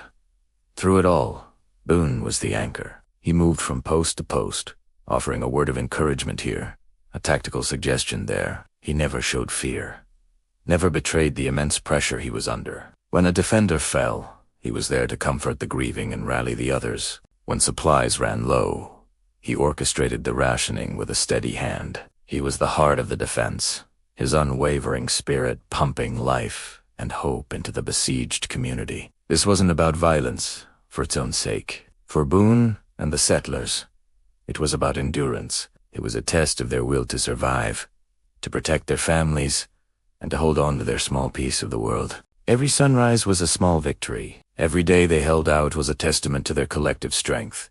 They were a community bound by shared peril and a shared dream. They were farmers, hunters, and artisans who had become soldiers out of necessity, led by a man who understood the wilderness better than anyone.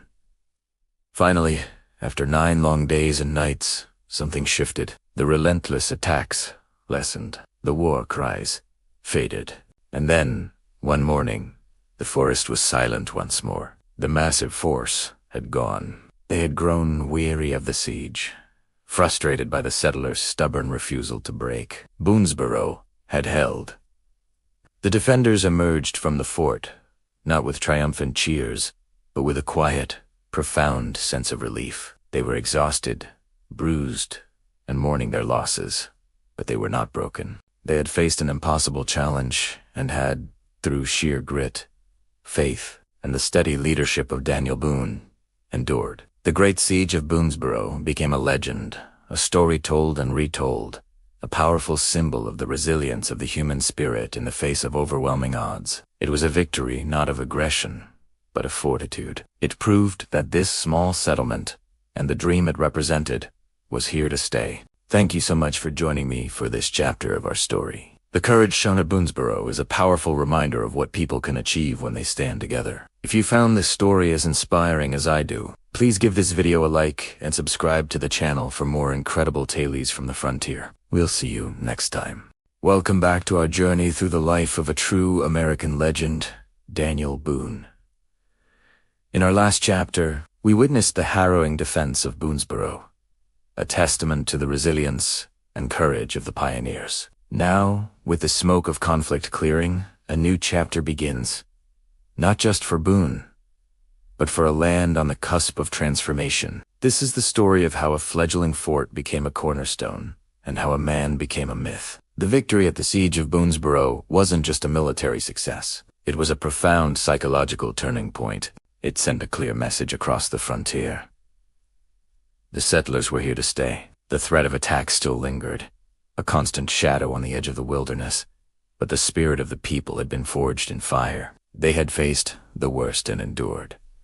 Now, it was time to build. Daniel Boone, never one to rest on his laurels, threw himself back into the work he loved most. With the immediate danger lessened, his focus shifted from defense to development. The walls of Boonesborough, once a symbol of survival, now enclosed a hub of creation. The rhythmic clang of the blacksmith's hammer, the steady chop of the axe, and the laughter of children playing in the dusty lanes replaced the sounds of battle. Life, vibrant and determined, was taking root in the Kentucky soil. Boone was more than just a hunter or a fighter. He was a natural leader and a visionary. He understood that for Boonesborough to thrive, it needed more than strong walls. It needed people. It needed laws. And it needed a sense of community. He helped organize a settlement, overseeing the fair allocation of land, mediating disputes between neighbors, and ensuring the systems for farming and trade were efficient and just. His cabin wasn't just a home. It was an unofficial town hall, a place where settlers came for advice, for leadership, and for a reassuring word from the man who knew this wilderness better than anyone. News of Boonesborough's survival and Boone's leadership spread like wildfire. Back east, in the crowded towns and worn-out farms of Virginia and North Carolina, people spoke of Kentucky as a New Eden, a land of unparalleled bounty. And at the heart of these stories was Daniel Boone. His name was on the lips of everyone dreaming of a fresh start. He wasn't just the man who had found the way through the Cumberland Gap. He was the man who had stayed, who had fought, and who was now building a future in that promised land. The wilderness road, the trail Boone had blazed, became a great artery of westward migration. Day after day, a steady stream of families made the arduous journey. They came with everything they owned, packed into wagons or strapped to pack horses. They were farmers, artisans, and merchants, all drawn by the promise of fertile land and the chance to build something of their own. For these weary travelers, the first sight of Boonesborough's stockade walls was like seeing a lighthouse After a storm at sea, it was a beacon of safety, civilization, and hope. As they arrived, Boone was often there to greet them. Imagine the scene. Exhausted families, their faces etched with the hardships of the trail, finally arriving at their destination. And there, to welcome them, is the legendary figure himself. Not a distant, imposing hero, but a man of the woods, clad in buckskin. His eyes kind and his knowledge of the land immense. He would help them find a place to settle, offer advice on planting crops in the rich Kentucky soil, and teach them the essential skills for surviving and thriving on the frontier. He wasn't just a guide through the mountains. He was a guide into a new way of life. Boonesborough grew and prospered. It became the nucleus around which other settlements, known as stations, began to form. Places like Harrodsburg and Logan's Station sprang up, creating a network of communities that supported and protected one another. Daniel Boone was instrumental in this expansion, his unparalleled knowledge of the terrain making him the go-to surveyor and explorer. He would venture out, sometimes for weeks at a time, mapping new tracts of land, identifying the best spots for new farms, and marking trails that would connect the growing web of settlements. With every new trail he blazed and every new settlement he helped establish, Boone's legend grew. He became a living folk hero. Stories of his exploits, both real and exaggerated, were told and retold around campfires and in taverns from the frontier all the way back to the eastern seaboard. They told of his uncanny ability to navigate the dense forests, his legendary skill as a hunter who could track a deer for days, and his incredible escapes from captivity. One of the most famous stories from this period involves his capture and subsequent adoption by the Shawnee, the very tribe led by his respected adversary, Chief Blackfish. While this event actually occurred just before the Great Siege, the tale became a cornerstone of his legend afterward, illustrating his unique relationship with the land and its native inhabitants. The story goes that instead of being executed, Boone's woodcraft and stoic demeanor so impressed the Shawnee that they adopted him into their tribe, giving him the name Sheltowee, or Big Turtle. He lived with them for months, learning their language and customs, all while patiently waiting for the right moment to escape and warn Boonesborough of the impending attack. This story, more than any other, captured the public's imagination. It painted Boone as a man who could bridge two worlds, a man who was as comfortable in a Shawnee village as he was in a pioneer's cabin. He was the archetypal American frontiersman, self-reliant, resilient, and possessing an almost mystical connection to the wilderness. But as Boone's fame spread, a new and different kind of challenge emerged. The very success he had helped create began to change the world he loved. The arrival of more and more settlers meant the arrival of lawyers, politicians, and land speculators. The simple system of claiming land by tomahawk right, marking trees to stake a claim, was being replaced by a confusing and often corrupt system of legal deeds and paper titles. Boone, the master of the forest, was a novice in the world of paperwork and legal jargon. He had claimed vast tracts of the best land in Kentucky, not just for himself, but also for friends and family he had encouraged to make the journey west. He had done so according to the frontier customs he understood. But in the eyes of the new legal system, many of his claims were improperly filed or conflicted with other, more legally sound titles. It's a tragic irony. The man who opened Kentucky 2000s found himself in danger of losing his own piece of it. He was summoned to court time and time again to defend his land claims. A battle fought with documents and legal arguments, a terrain far more treacherous to him than any mountain pass or hostile wilderness. He found himself outmaneuvered by the very civilization he had helped plant. The forests were being cleared, the game was becoming scarcer, and the simple freedom of the frontier was being fenced in by property lines and legal disputes. Yet, even as he faced these new struggles, Daniel Boone's spirit remained unbroken. He continued to serve his community. Being elected as a representative to the Virginia legislature for the newly formed Kentucky County, he served as a sheriff and a lieutenant colonel in the local militia. He was a pillar of the society he had founded, even as that society was evolving in ways that left him feeling like a stranger in his own land.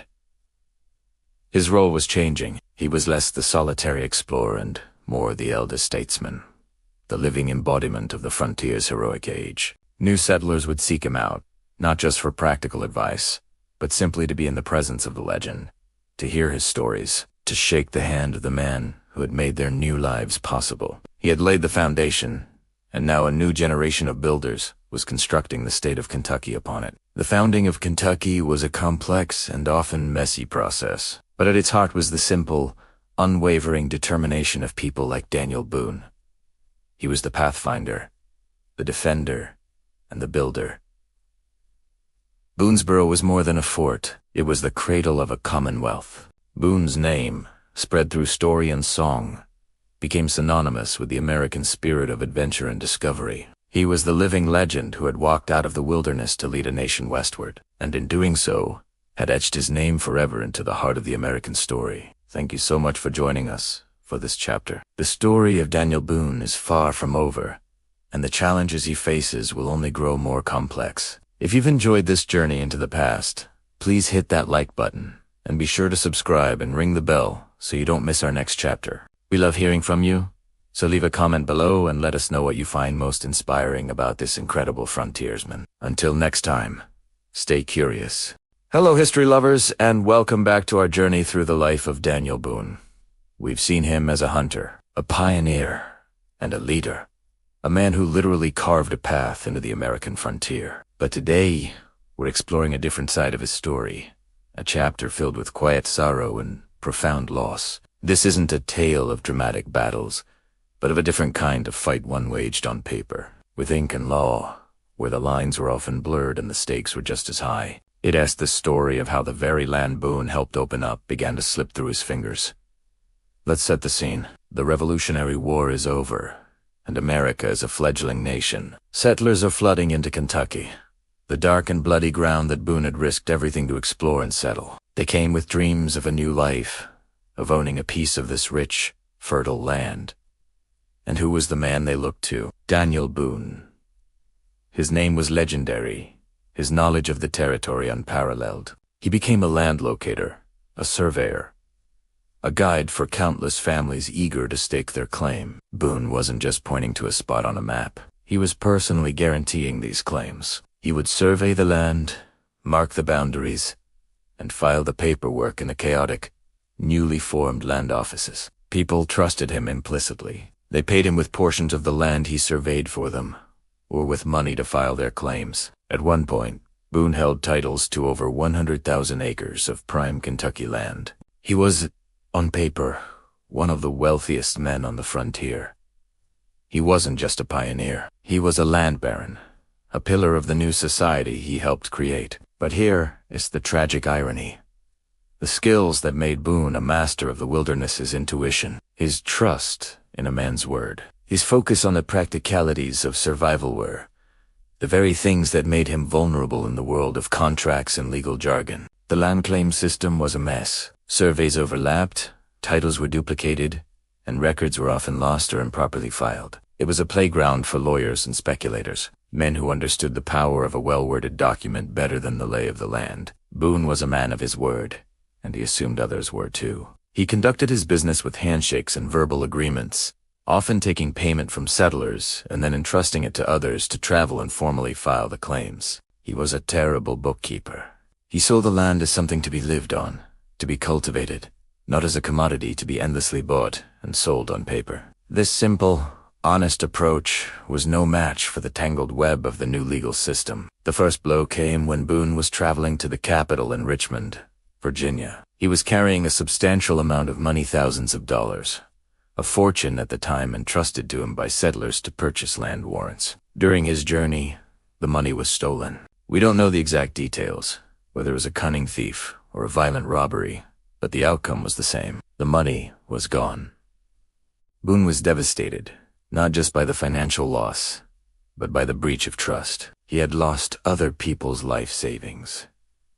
He pledged to repay every single person, and over many years, he did. He sold off his own vast landholdings, piece by piece, to make good on his promise. It was a matter of honor. While many of the settlers understood and forgave him, the event marked the beginning of his financial ruin. The man who owned 100,000 acres was suddenly land poor, selling off his own future to pay for a past mistake. But the trouble didn't end there. As Kentucky's population grew, so did the number of lawsuits over land. Speculators and lawyers began to pick apart the early, often informal, claims. They found legal loopholes, challenged Boone's surveys, and filed competing claims on land he had settled years before. One by one, the courts ruled against him. The very tracts of land he had bled for, the farm he had built at Boonesborough, the fields he had cleared with his own hands, all were legally stripped away from him. Imagine the bitterness of that. Imagine being told that the land you discovered, defended, and developed no longer belongs to you, because of a signature you missed or a form that was filed incorrectly. He was sued by the very people he had guided into the wilderness. It wasn't always out of malice. It was simply the cold, impersonal logic of the law. In this new America, a piece of paper held more power than a lifetime of sweat and sacrifice. Boone didn't lash out in anger. He didn't lead a rebellion. By all accounts, he faced this loss with a quiet, stoic resignation. There's a famous story of him testifying in court during one of these disputes. When asked by a lawyer if he was present at the signing of a particular treaty, Boone, who was there, simply pointed to a tree outside the window and said something to the effect of, "I was there. I remember carving my initials on a tree just like that one." His memory was tied to the physical world, to landmarks and actions, not to legal documents. The courtroom was a foreign wilderness to him, and he was lost. This chapter of his life is often seen as a defeat, the story of a simple frontiersman outsmarted by city slickers. But perhaps there's another way to look at it. Boone's losses were, in a way, the price of the progress he himself had set in motion. He was a man of the frontier, a symbol of individual freedom and self. But the society he helped build was one of laws, of collective order, of structured government. The skills of the pathfinder were being replaced by the skills of the politician and the lawyer. The wilderness that Boone knew was disappearing, not just under the plow and the axe, but under a blanket of legal documents. His personal tragedy was a reflection of a larger American story, the transition from a wild frontier to a structured civilization. And in that transition, some of the original pioneers, the very architects of that change, were left behind. They had opened the door, but they didn't always have a place in the new room. By the late 1790s, Daniel Boone, the legendary founder of Kentucky, owned not a single acre of land in the state he had given so much to create. Disheartened and seeking a fresh start where a man's claim was still respected, he made a momentous decision. He would leave. He would once again look west, towards the vast, uncharted territories beyond the Mississippi River, which was then under Spanish control. He packed up his family, what little he had left, and turned his back on Kentucky and the United States. He was seeking a place where the rules were simpler, where the land was plentiful, and where his skills as a woodsman and hunter still held value. It was a heartbreaking end to his Kentucky chapter, but it was also a testament to his unbreakable spirit. Even in the face of betrayal and profound loss, Daniel Boone's first instinct was always to move forward, to seek the next horizon. His story reminds us that progress is never simple. It's a messy, often painful process. The very foundations of our nation were built on stories like Boone's stories of incredible vision and courage, but also of quiet heartbreak and the personal cost of building a new world. Thank you so much for joining me for this part of Daniel Boone's incredible life. It's a somber tale, but a crucial one for understanding the man and his era. If you found this story compelling, please hit that like button and subscribe to our channel so you don't miss the final chapters of Boone's journey. We'll follow him into Spanish territory for one last adventure. Until next time, stay curious. Hello, and welcome back to our journey together. Today, we turn the page to Chapter 15, a chapter I've titled A Family Tested. This one is particularly close to my heart because it's not about grand adventures or epic battles, but about the quiet, profound strength found in the bonds of family, especially when life throws its heaviest storms your way. It's a story of love, resilience, and the unwavering support that can see us through the darkest of times. In this chapter, we find our main characters, Daniel and Rebecca, facing a period of immense loss and hardship. Life, as it often does, has presented them with a challenge that feels almost insurmountable. It's a time when the world seems to have lost its color, when the path forward is shrouded in fog, and every step requires a monumental effort. We've all had moments like these, haven't we? Moments where just getting out of bed feels like a victory. This is where Daniel finds himself lost in a sea of grief, the weight of his sorrow anchoring him down. But this chapter isn't just about Daniel's struggle. It's about Rebecca's strength. She becomes his lighthouse in the storm. Imagine this. She is not trying to pull him out of the water or command the storm to cease. Instead, she stands firmly on the shore, her light unwavering, a constant beacon of hope and love. She's there, simply, profoundly there. She sits with him in the silence, holds his hand when words fail, and listens not just to what he says, but to the deep, unspoken pain in his heart. This is the emotional core of our story. It's a testament to the fact that sometimes the most powerful thing you can do for someone you love is to share their burden without trying to fix it. Rebecca doesn't offer easy platitudes or tell him to just get over it. She honors his grief. She understands that healing isn't a race. It's a slow, meandering journey. Her presence is a gentle reminder that he is not alone in his pain, that his feelings are valid, and that she will walk beside him, no matter how long or difficult the road may be. Think about the strength it requires.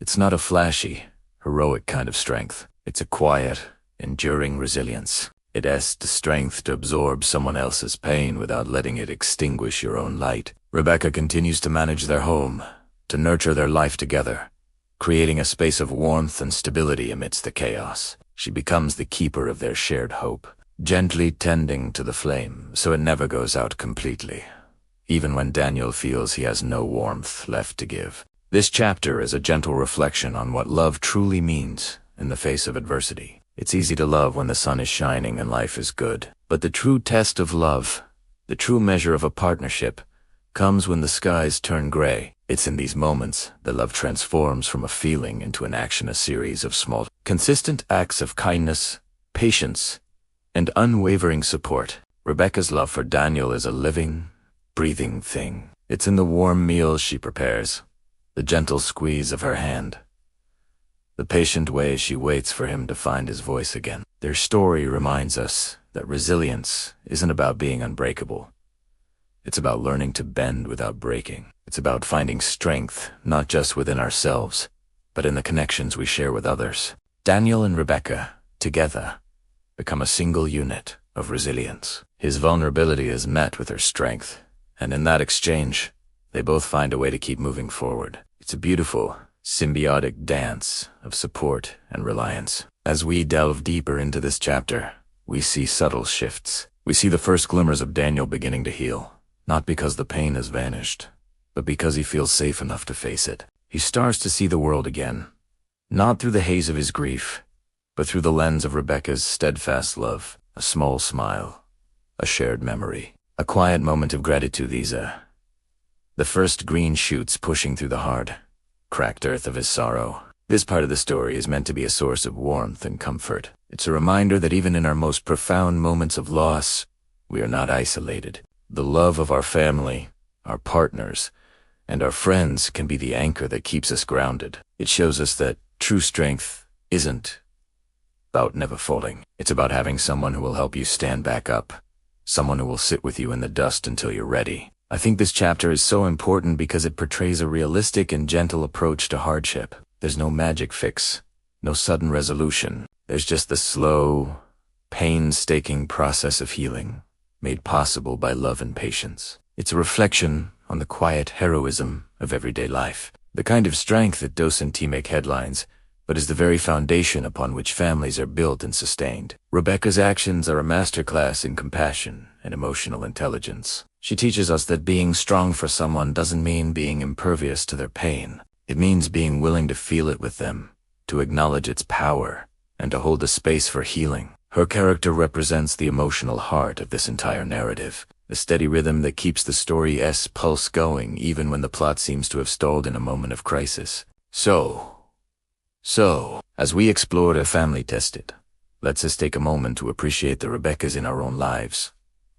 The people who have stood by us, who have been our lighthouses in the dark, and let's also aspire to be that person for others. Let's remember that love, in its purest form, is about presence, patience, and the profound power of simply being there. This chapter is a soft place to land. It's a warm blanket on a cold night. It's a story that tells us it's okay to not be okay. and that there is immense strength and beauty in allowing ourselves to be supported by those who love us. The test they face as a family ultimately reveals the unbreakable foundation upon which their life together is built. It's not the absence of hardship that makes a family strong, but how they navigate it together. Their journey through this valley is a quiet, powerful testament to the enduring power of human connection and the resilience of the heart. Thank you so much for joining me for this reflection on Chapter 15.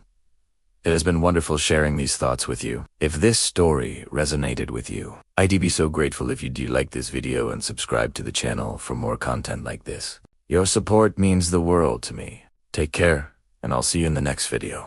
Have you ever felt that pull, that deep-seated restlessness that tells you it's time for a change? A feeling that no matter how settled you are, there's another horizon waiting for you. For many, this feeling comes and goes. But for Daniel Boone, it was the very rhythm of his life. Even as he entered his 60s, an age when most men were settling into a quiet retirement, the call of the unknown was as loud as ever. The lands of Kentucky, once a wild frontier he had helped to tame, were now becoming too crowded, too civilized for his taste. The sounds of axes and hammers were replacing the rustle of leaves, and the sight of fences and property lines was becoming more common than open wilderness. For a man whose soul was woven into the fabric of the untamed world, this was a signal. It was time to move on. So, where does a legend go when his own legend starts to catch up with him? He goes further west. Of course, Boone, along with his wife Rebecca and several of his children, packed up their lives once again. They set their sights on a new frontier, a place that was still very much a part of the wild expanse of North America. The Spanish-controlled territory of Missouri. Imagine that journey, leaving behind the very state you helped build, crossing the mighty Ohio River, and venturing into a land governed by a foreign power, all in search of that elusive sense of freedom and open space. This wasn't just a move. It was a testament to Boone's unyielding spirit. He was on running from civilization as much as he was running toward the wilderness that he considered his truest home. In 1799, the Boone family arrived in what is now St. Charles County, Missouri. The Spanish, who controlled the Louisiana Territory at the time, were surprisingly welcoming. They knew of Daniel Boone's reputation. Here was a man renowned for his woodsmanship, his leadership, and his ability to navigate and settle new lands. The Spanish Lieutenant Governor Zenon Trudea saw Boone not as a threat, but as an asset. He hoped that Boone's presence would attract other American settlers to the sparsely populated region, strengthening the territory. As an incentive, Boone was granted a large tract of land, about 850 acres, appointed as a syndic, which was essentially a local judge and magistrate for the Femme Osage district. It's a bit ironic, isn't it? The man who often felt constrained by laws and government was now tasked with upholding them in this new community. But Boone took his role seriously. He presided over local disputes with a sense of fairness and common sense that earned him the respect of his new neighbors, both American and French. People would come to him with their problems, and he would often hold court right under a large elm tree near his cabin. His judgments were based not on complex legal texts, which he likely couldn't read anyway, but on his own strong moral compass and his deep understanding of human nature. He dispensed justice that was simple, direct, and effective.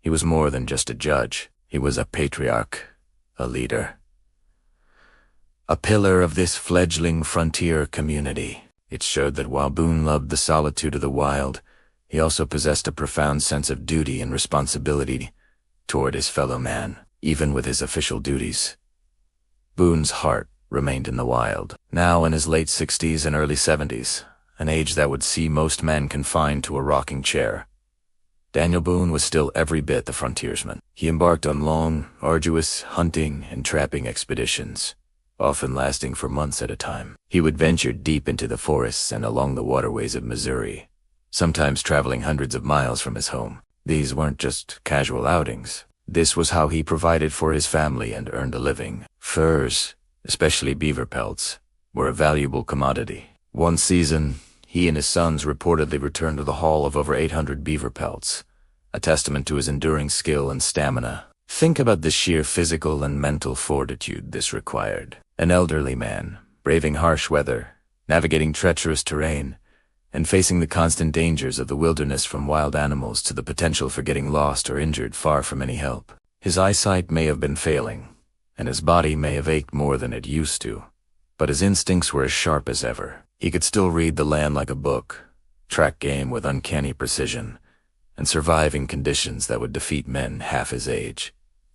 These hunting trips were more than just a job. They were a ritual, a way for him to reconnect with the natural world that had defined his entire existence. The forest wasn't just a place he visited.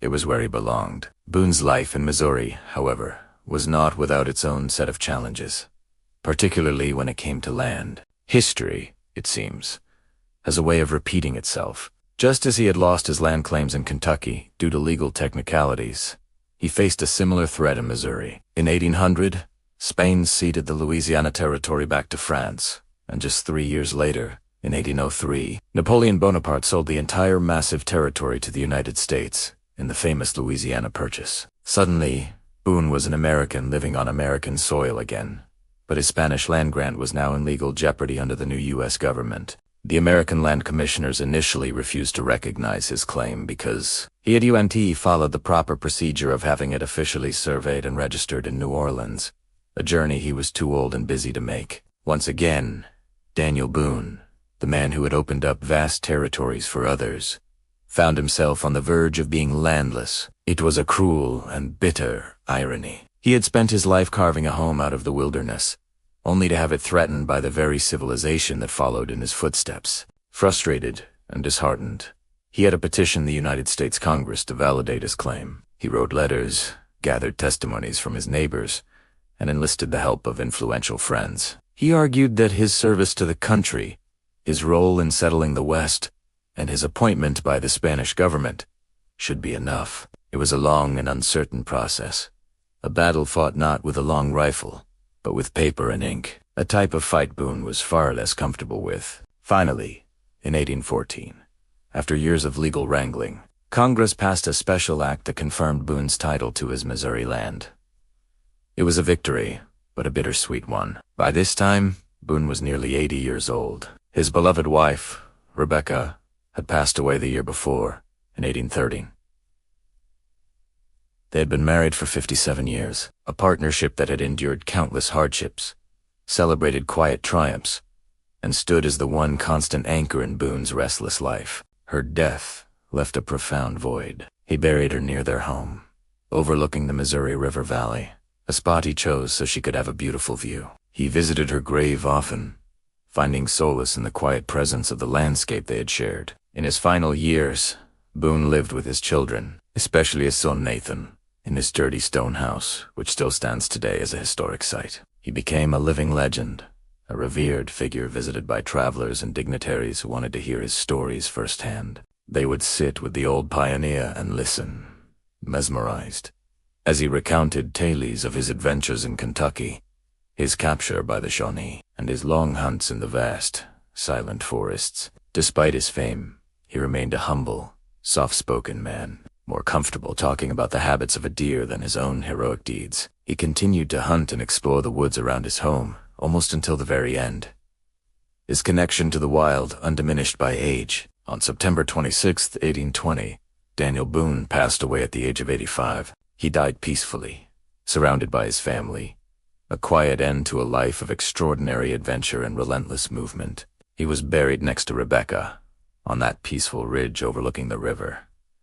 But even in death, his journey wasn't quite over. In 1845, the remains of both Daniel and Rebecca were exhumed and reinterred in Frankfort, Kentucky, the state that he was so instrumental in settling. It was a grand affair, meant to honor him as a founding father of the Commonwealth. Yet, there remains a debate to this day about whether the right remains were even moved, with some in Missouri claiming the real Daniel Boone still rests peacefully on his Missouri hilltop. Perhaps it's a fitting final chapter for a man who was always on the move, always a little bit elusive. Daniel Boone's story is more than just a collection of adventures. It's a profound reflection on the American spirit, that constant push westward, the tension between civilization and wilderness, and the search for a place to call home. He wasn't just a hunter or an explorer. He was an embodiment of an era, a man who lived and breathed the frontier until his very last day. His life reminds us that the greatest adventures are often found not in conquering the world,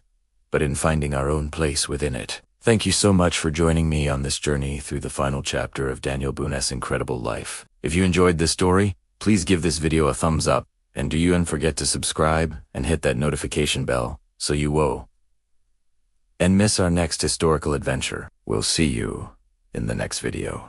Hello everyone, and welcome back to our channel. Today, we're going to step away from the thunderous battles and treacherous journeys we often associate with America's greatest frontiersman, Daniel Boone.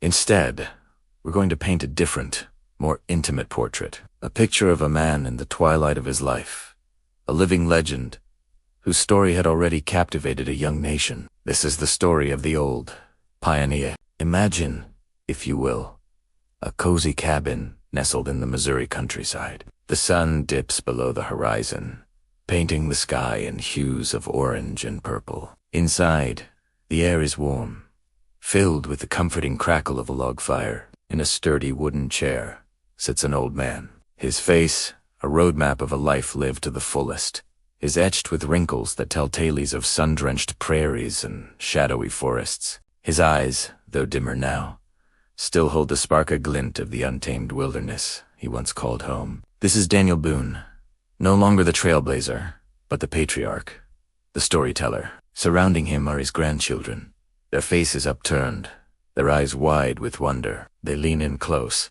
hanging on his every word. He speaks not of grand conquests, but of the simple things.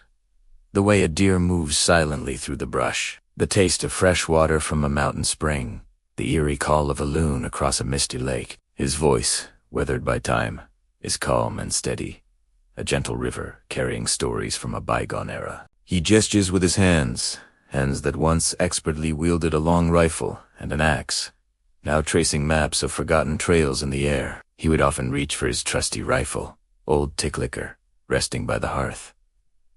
It wasn't just a weapon. It was a part of him, an extension of his will. His grandchildren would watch, mesmerized, as his gnarled fingers, still surprisingly nimble, would lovingly polish the smooth walnut stock and the cold, dark barrel. He'd explain its intricate workings, the satisfying click of the hammer, the precise science of loading powder and ball. Each motion was a ritual, a connection to the thousands of miles he had traveled, the countless days he had spent, relying on this very tool for survival, for sustenance, for safety. He wasn't just cleaning a gun. He was tending to a memory, keeping the spirit of his younger self alive. Sometimes, in the middle of a story, he would fall silent. His gaze would drift past the fire, past the faces of his family, and fix on the distant horizon, visible through the cabin window.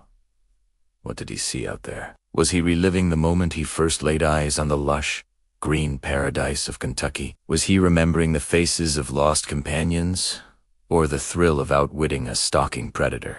Perhaps he was simply looking toward the west, the direction that had always called to him, the ever-present promise of something new, something unseen. Just over the next hill, in those quiet moments, he wasn't just an old man in a chair. He was the embodiment of America's insatiable wanderlust. Boone never sought fame. In fact, he was often baffled by it. After John Filson's romanticized biography made him a household name, visitors would travel for days just to catch a glimpse of the legendary woodsman. They expected a giant, a larger-than-life hero. What they found was a man of modest height, quiet and unassuming, who's more comfortable talking about trapping beavers than his own exploits. He would entertain them with his stories, always with a humble grace. Yet you could sense a part of him remained distant, his soul forever wandering those wild places he had discovered. He became a syndic, a local judge and administrator for the Spanish, and later the American, government in Missouri. His judgments were known for their fairness and common sense, rooted not in complex legal texts, but in a deep understanding of human nature and the unwritten laws of the frontier. He would hold court under a large elm tree, dispensing justice with the same practicality he used to build a shelter or track game. He was a leader not by decree, but by example, earning the respect of all who knew him. Even in his old age, The call of the wild was too strong to ignore. Well into his 70s, and even his 80s, Boone would embark on long hunting and trapping expeditions, sometimes lasting for months. He'd venture deep into territories that even younger men hesitated to enter. His family would worry, but they understood. For Boone, the wilderness was not a place to be conquered. It was a sanctuary, a place of renewal, the scent of pine, the rustle of leaves, the vast, silent emptiness. This was the world where he felt most alive, most himself. It was a pilgrimage back to the source of his own identity. As the years passed, Boone watched the world change around him. The trails he had blazed were now roads. The small outposts he had defended had grown into bustling towns. He had opened the door to the west, and a flood of civilization had poured in behind him, transforming the very wilderness he loved. There might have been a touch of melancholy in his heart, a longing for the untouched beauty he had been one of the first to witness. But there was also a quiet pride. He had been a part of something monumental, the great, unstoppable tide of American expansion. Daniel Boone passed away in 1820, at the age of 85, surrounded by his family. But his story, of course, did not end there. He became more than a man. He became a symbol. He was the archetypal American pioneer, self-reliant, courageous, and endlessly optimistic. He represented the spirit of adventure, the belief that a better life, a new beginning, was always possible just over the horizon. He was the man who looked at a vast, intimidating continent and saw not a barrier, but a home. So, the next time you think of Daniel Boone, don't just picture the coonskin cap and the long rifle. Picture the old man by the fire, his eyes filled with the wisdom of the wild. Picture the grandfather, the storyteller, the living legend who embodied the restless, adventurous heart of a nation. He was the first in a long line of American dreamers who dared to venture into the unknown, and his legacy continues to inspire us to this day. Thank you so much for joining me on this journey into the final chapter of a truly American life. If you enjoyed this story, please give this video a like, and don't forget to subscribe to our channel for more deep dives into history. We'd love to hear your thoughts in the comments below. Until next time, stay curious. Hello and welcome back to our journey through the life of a true American icon. Today, we arrive at the final chapter, a quiet, reflective closing to a life lived with thunderous courage and a profound love for the wilderness. This is the story of the passing of a legend, Daniel Boone. The year is 1820. The world has changed dramatically since young Boone first ventured into the forests of Pennsylvania. The United States is no longer a fledgling collection of colonies, but a growing nation pushing ever westward. And Daniel Boone, now 85 years old, is living in a stone house in Missouri, surrounded by the laughter and love of his children and grandchildren. The legendary trailblazer, the man who seemed more at home in the deep woods than in any town, has finally settled. His once powerful frame is stooped with age. His eyes, which could spot a deer at 100 paces, are now clouded, but the spirit of the frontiersman still burns within him. In these final years, Boone wasn't idle. He couldn't be. It simply wasn't in his nature. Though his long hunts were a thing of the past, he still found ways to connect with the world he so cherished. He would sit for hours on the porch of his son Nathan's home, his hands, gnarled by time and hard living, still busy. He would meticulously repair rifles for his neighbors and family, his touch as sure as it was decades earlier. He would mend traps, his fingers tracing the cold steel, perhaps remembering the thousands of pelts he had gathered over a lifetime. Each task was a small act of communion with his past, a way to keep his hands and mind engaged in the skills that had defined him. The children, his grandchildren, and great-grandchildren were his captive audience. They would gather around his chair, their eyes wide with wonder, as he spun tales of the dark and bloody ground of Kentucky. He wasn't boasting. That was never his way.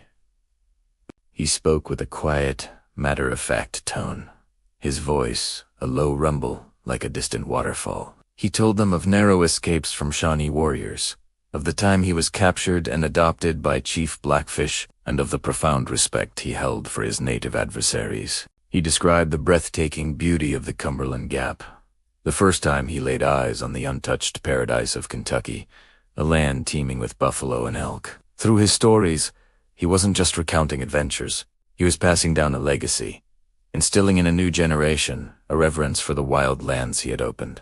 He would often talk about his wife, Rebecca. Her passing years earlier had left a void that never truly filled. He spoke of her quiet strength, her resilience, and the unwavering support she provided through decades of uncertainty and danger. In his mind's eye, he was still with her, building their first cabin, raising their children on the edge of civilization. His memories were not ghosts that haunted him, but cherished companions in his old age. They were proof of a life rich with love, loss, and unbreakable family bonds. As his health began to fail, Boone spent more and more time indoors. But even then, his heart remained in the forest. It is said that he asked his family to position his bed so that he could see the sunrise over the trees from his window. He'd lie there, watching the light filter through the leaves, listening to the bird song that had been the soundtrack of his life. Perhaps, in those quiet moments, he wasn't in Missouri at all. Perhaps he was back in the Kentucky wilderness, the scent of pine and damp earth in his nostrils, the feel of his trusty rifle, ticklicker, in his hand. He was walking the well-worn paths of his memory, revisiting the camps, the rivers, and the vast, silent forests that he knew better than any other man. One of his final requests was to be taken on one last hunt. His family, seeing the fire that still flickered in his eyes, obliged. They helped him to a nearby salt lick, a place where deer would gather. Propped up against a tree, his old rifle across his lap, Boone waited. He was too weak to stalk his prey as he once had, but the instincts were all still there. The patience, the stillness, the deep, cellular connection to the rhythms of the wild. It didn't matter if he brought anything home. The act itself was the important thing. It was a final farewell to the life that had given him purpose and defined his very existence. On September 26, 1820, surrounded by his family, Daniel Boone passed away peacefully. There was no great struggle, no final dramatic act. It was as quiet and natural as the falling of an autumn leaf. The man who had lived through so much, who had faced down every imaginable danger, simply closed his eyes and drifted into that final, undiscovered country. The legend was over, but the man's story was now complete. Boone was initially buried in Missouri, next to his beloved Rebecca. But his story doesn't end there. Years later, a delegation from Kentucky, the state he had so famously settled, came to Missouri. They argued that the great Pathfinder belonged to the land he had opened for settlement. After much debate, his and Rebecca's remains were exhumed and reinterred in Frankfort, Kentucky, on a beautiful bluff overlooking the Kentucky River. It was a fitting final resting place, a tribute from the state that owed so much of its existence to his courage. Daniel Boone's death marked the end of an era. He was one of the last of the first frontiersmen, a bridge between the colonial world and the burgeoning American Republic. He wasn't a politician or a general, but his impact on the course of American history is undeniable. He was a symbol of the nation's restless spirit, its individualism, and its deep, often complicated, relationship with the wilderness. His life was a testament to endurance, resilience, and an unshakable love for the natural world. He wasn't just a man who walked through the woods. He was a man who became part of them, and in his quiet, dignified passing, surrounded by memories and family, he showed us that even the greatest legends are, in the end, human, defined by the lives they touched and the love they left behind. Thank you so much for joining us on this incredible journey. The story of Daniel Boone is a powerful reminder of the spirit that shaped a nation. If you've enjoyed this series, please consider liking this video and subscribing to our channel for more deep dives into the lives of historical figures. We'll see you next time. Hello everyone, and welcome back to our journey through American history. Today, we're diving into the final chapter of a remarkable life, one that became larger than life itself. We're exploring Chapter 19, Myth and Memory, where we unravel the legend of Daniel Boone and find the man who lived behind it. After Daniel Boone passed away in 1820, something extraordinary happened. The man, who was already a living legend, was transformed into an American myth. His story wasn't just told, it was sung, painted, and printed, capturing the imagination of a young nation eager for heroes. He became the quintessential frontiersman, the trailblazer in a coonskin cap, a symbol of rugged individualism and manifest destiny. Think about it. Books like The Adventures of Colonel Daniel Boone painted him as an almost superhuman figure, a fearless hunter who could outsmart any foe and survive any wilderness. Ballads echoed through taverns and firesides, telling tall tales of his daring escapes and legendary marksmanship. Artists depicted him standing defiantly against the vast, untamed American landscape, a solitary, heroic figure carving a path for civilization. This was the Boone everyone knew, the Boone that became an icon. This romanticized image served a purpose. In the 19th century, America was expanding, wrestling with its own identity. The legend of Daniel Boone provided a powerful narrative. He was the embodiment of the American spirit, brave, self-reliant, and destined to conquer the wilderness. He was the perfect hero for an era of westward expansion, a story that justified the movement and inspired generations to push the boundaries of the known world. His life became a symbol of the nation's own perceived destiny.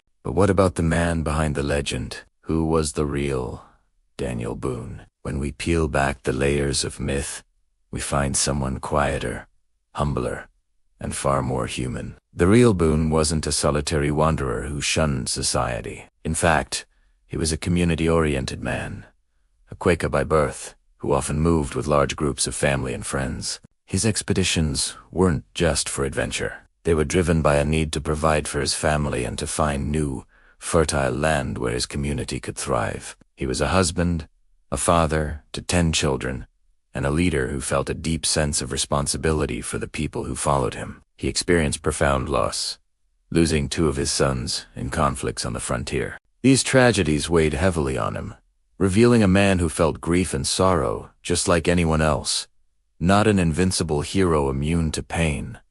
The iconic coonskin cap, it's mostly a myth, popularized by actors who later portrayed him. Boone himself preferred a wide-brimmed felt hat, more practical for life in the woods.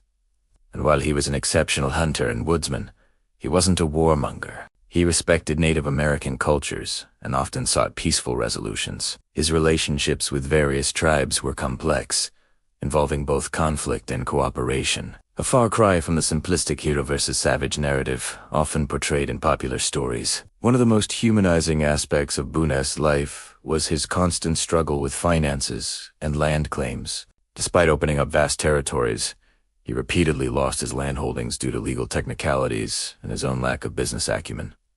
He wasn't a savvy land speculator. He was a pioneer who was often outmaneuvered by the very civilization he helped to advance. Late in his life, he was even forced to petition Congress to have some of his Kentucky land claims restored. This reveals a man who was vulnerable, who faced failure and frustration, and who had to fight for his own piece of the American dream.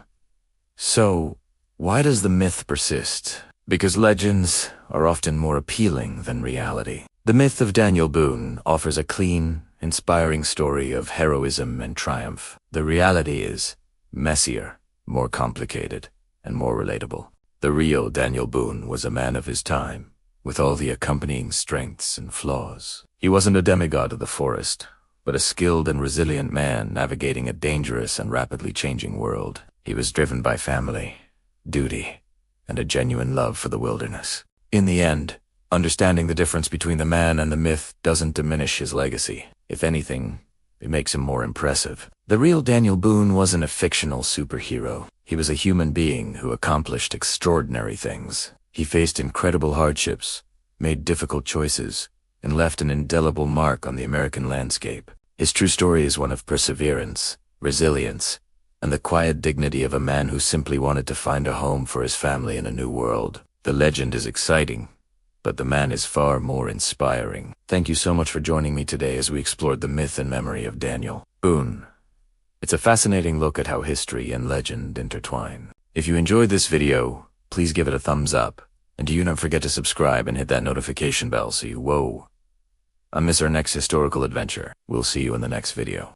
As we draw the curtains on our journey, we arrive at the final chapter, a quiet reflection on the enduring legacy of a man who is more than just a trailblazer, but a symbol of an era. This is Chapter 20, The Spirit of the Frontier. Let's take a deep breath together and settle into the calm twilight of this remarkable story. The name Daniel Boone echoes through the canyons of American history, not merely as a hunter or an explorer, but as the embodiment of the frontier spirit. His life was a testament to a restless heart, a deep-seated human desire to see what lies beyond the next ridge, across the next river. He wasn't driven by a quest for riches or fame, but by an insatiable curiosity and a profound love for the untamed wilderness. It was a love affair with the land, with its challenges, its dangers, and its serene, unparalleled beauty. Think of him, not just as a figure in a history book, but as a man of flesh and blood, walking through the dense, primordial forests of Kentucky. Imagine the world as he saw it. A vast, green ocean of trees, stretching to the horizon, untouched by the hand of industry. A world where the loudest sounds were the call of a distant bird, the rustle of a deer in the underbrush, or the crackle of a campfire under a canopy of brilliant stars. His life was a continuous dialogue with nature, learning its languages, respecting its power, and finding his place within its grand design. Boone's story is one of incredible courage. It wasn't the boisterous courage of a battlefield general, but a quieter, more resilient kind. It was the courage to face the unknown day after day, to endure hardship with stoicism, and to persevere in the face of loss and adversity. He faced capture, navigated treacherous landscapes, and lost loved ones to the very wilderness he adored. Yet, his spirit remained unbroken, his gaze forever fixed on the horizon. This resilience is a core part of his legacy's a quiet strength that allows one to keep moving forward, one step at a time, no matter how difficult the path. His journey also represents a profound yearning for freedom, not just political freedom, but a personal, almost spiritual, freedom. He sought a life unshackled by the growing complexities and constraints of settled society. When the settlements grew too crowded, when the sounds of axes and saws drowned out the whisper of the wind, Boone felt the call to move on. He was chasing a sense of peace that he could only find in the solitude of the wilderness. This quest for personal space and autonomy is a deeply human impulse, one that resonates with us even today as we navigate our own crowded, noisy world. Let your mind drift to those quiet moments. Picture a gentle stream meandering through a sun-dappled forest. The water flows over smooth stones, its soft murmur a soothing lullaby. Feel the cool, damp earth beneath your feet. The air is fresh, filled with the scent of pine and damp soil. There's a stillness here, a profound peace that settles deep into your bones. This is the world that Boone called home. It was in these moments of quiet contemplation, listening to the symphony of the forest, that he found his truest self. His legacy is not etched in stone monuments or grand statues. It is written on the land itself. It lives in the spirit of every person who feels a pull towards the great outdoors, who finds solace in a walk through the woods, or who dreams of exploring new horizons. Boone's life reminds us that exploration isn't always about conquering new lands. Sometimes it's about discovering ourselves. It's about finding the courage to step off the beaten path and forge our own way, guided by our own inner compass. As we bring this chapter to a close, let the image of the frontier settle in your mind. It's not just a place in history, but a state of being. It's the edge between the known and the unknown, the settled and the wild. Boone lived his life on that edge, a bridge between two worlds. He was a pioneer in the truest sense, one who went before to prepare the way, but who always carried the heart of the wilderness within him. Now, as you prepare for sleep, let the spirit of the frontier guide you into a peaceful rest. Let go of the day's worries and concerns. Imagine yourself lying under a vast, star-filled sky, far from the city's glow. The only light comes from the gentle flicker of a campfire, its warmth radiating outwards, creating a small circle of comfort in the immense, quiet, dark. The fire pops and crackles softly, a rhythmic, calming sound. Listen closely. Can you hear it? The whisper of the wind through the leaves of ancient trees. It's a soft, gentle, shushing sound, like the forest itself is breathing a long, slow sigh. Each leaf rustles against its neighbor, creating a delicate, layered chorus that speaks of peace and tranquility. This is the sound that lulled Boone to sleep on countless nights. It's a timeless lullaby, offered by the earth itself. Feel the stillness of the woods wrapping around you like a warm blanket. In this stillness, There is no room for anxiety, no space for the clamor of a busy mind. There is only a deep, profound calm, a sense of being exactly where you are supposed to be, safe and at peace. Allow this feeling of serenity to wash over you, relaxing every muscle, soothing every thought. Daniel Boone's story ends not with a bang, but with a quiet fade into the landscape he so loved. His spirit merges with the wilderness, becoming part of the rustling leaves, the flowing streams, and the silent mountains. His legacy is an invitation to find the wilderness within ourselves, to cultivate our own courage, and to never stop exploring the frontiers of our own lives. It's an invitation to listen to the quiet whispers of the world around us, and, in doing so, to find our way to a deep and restorative sleep. Thank you for joining me on this journey through the spirit of the frontier. I hope it has brought you a measure of peace and inspiration. If you've enjoyed the story, please consider liking this video and subscribing to the channel for more calm reflections. For now, let the whispers of the woods carry you into a night of sweet, untroubled dreams. Good night.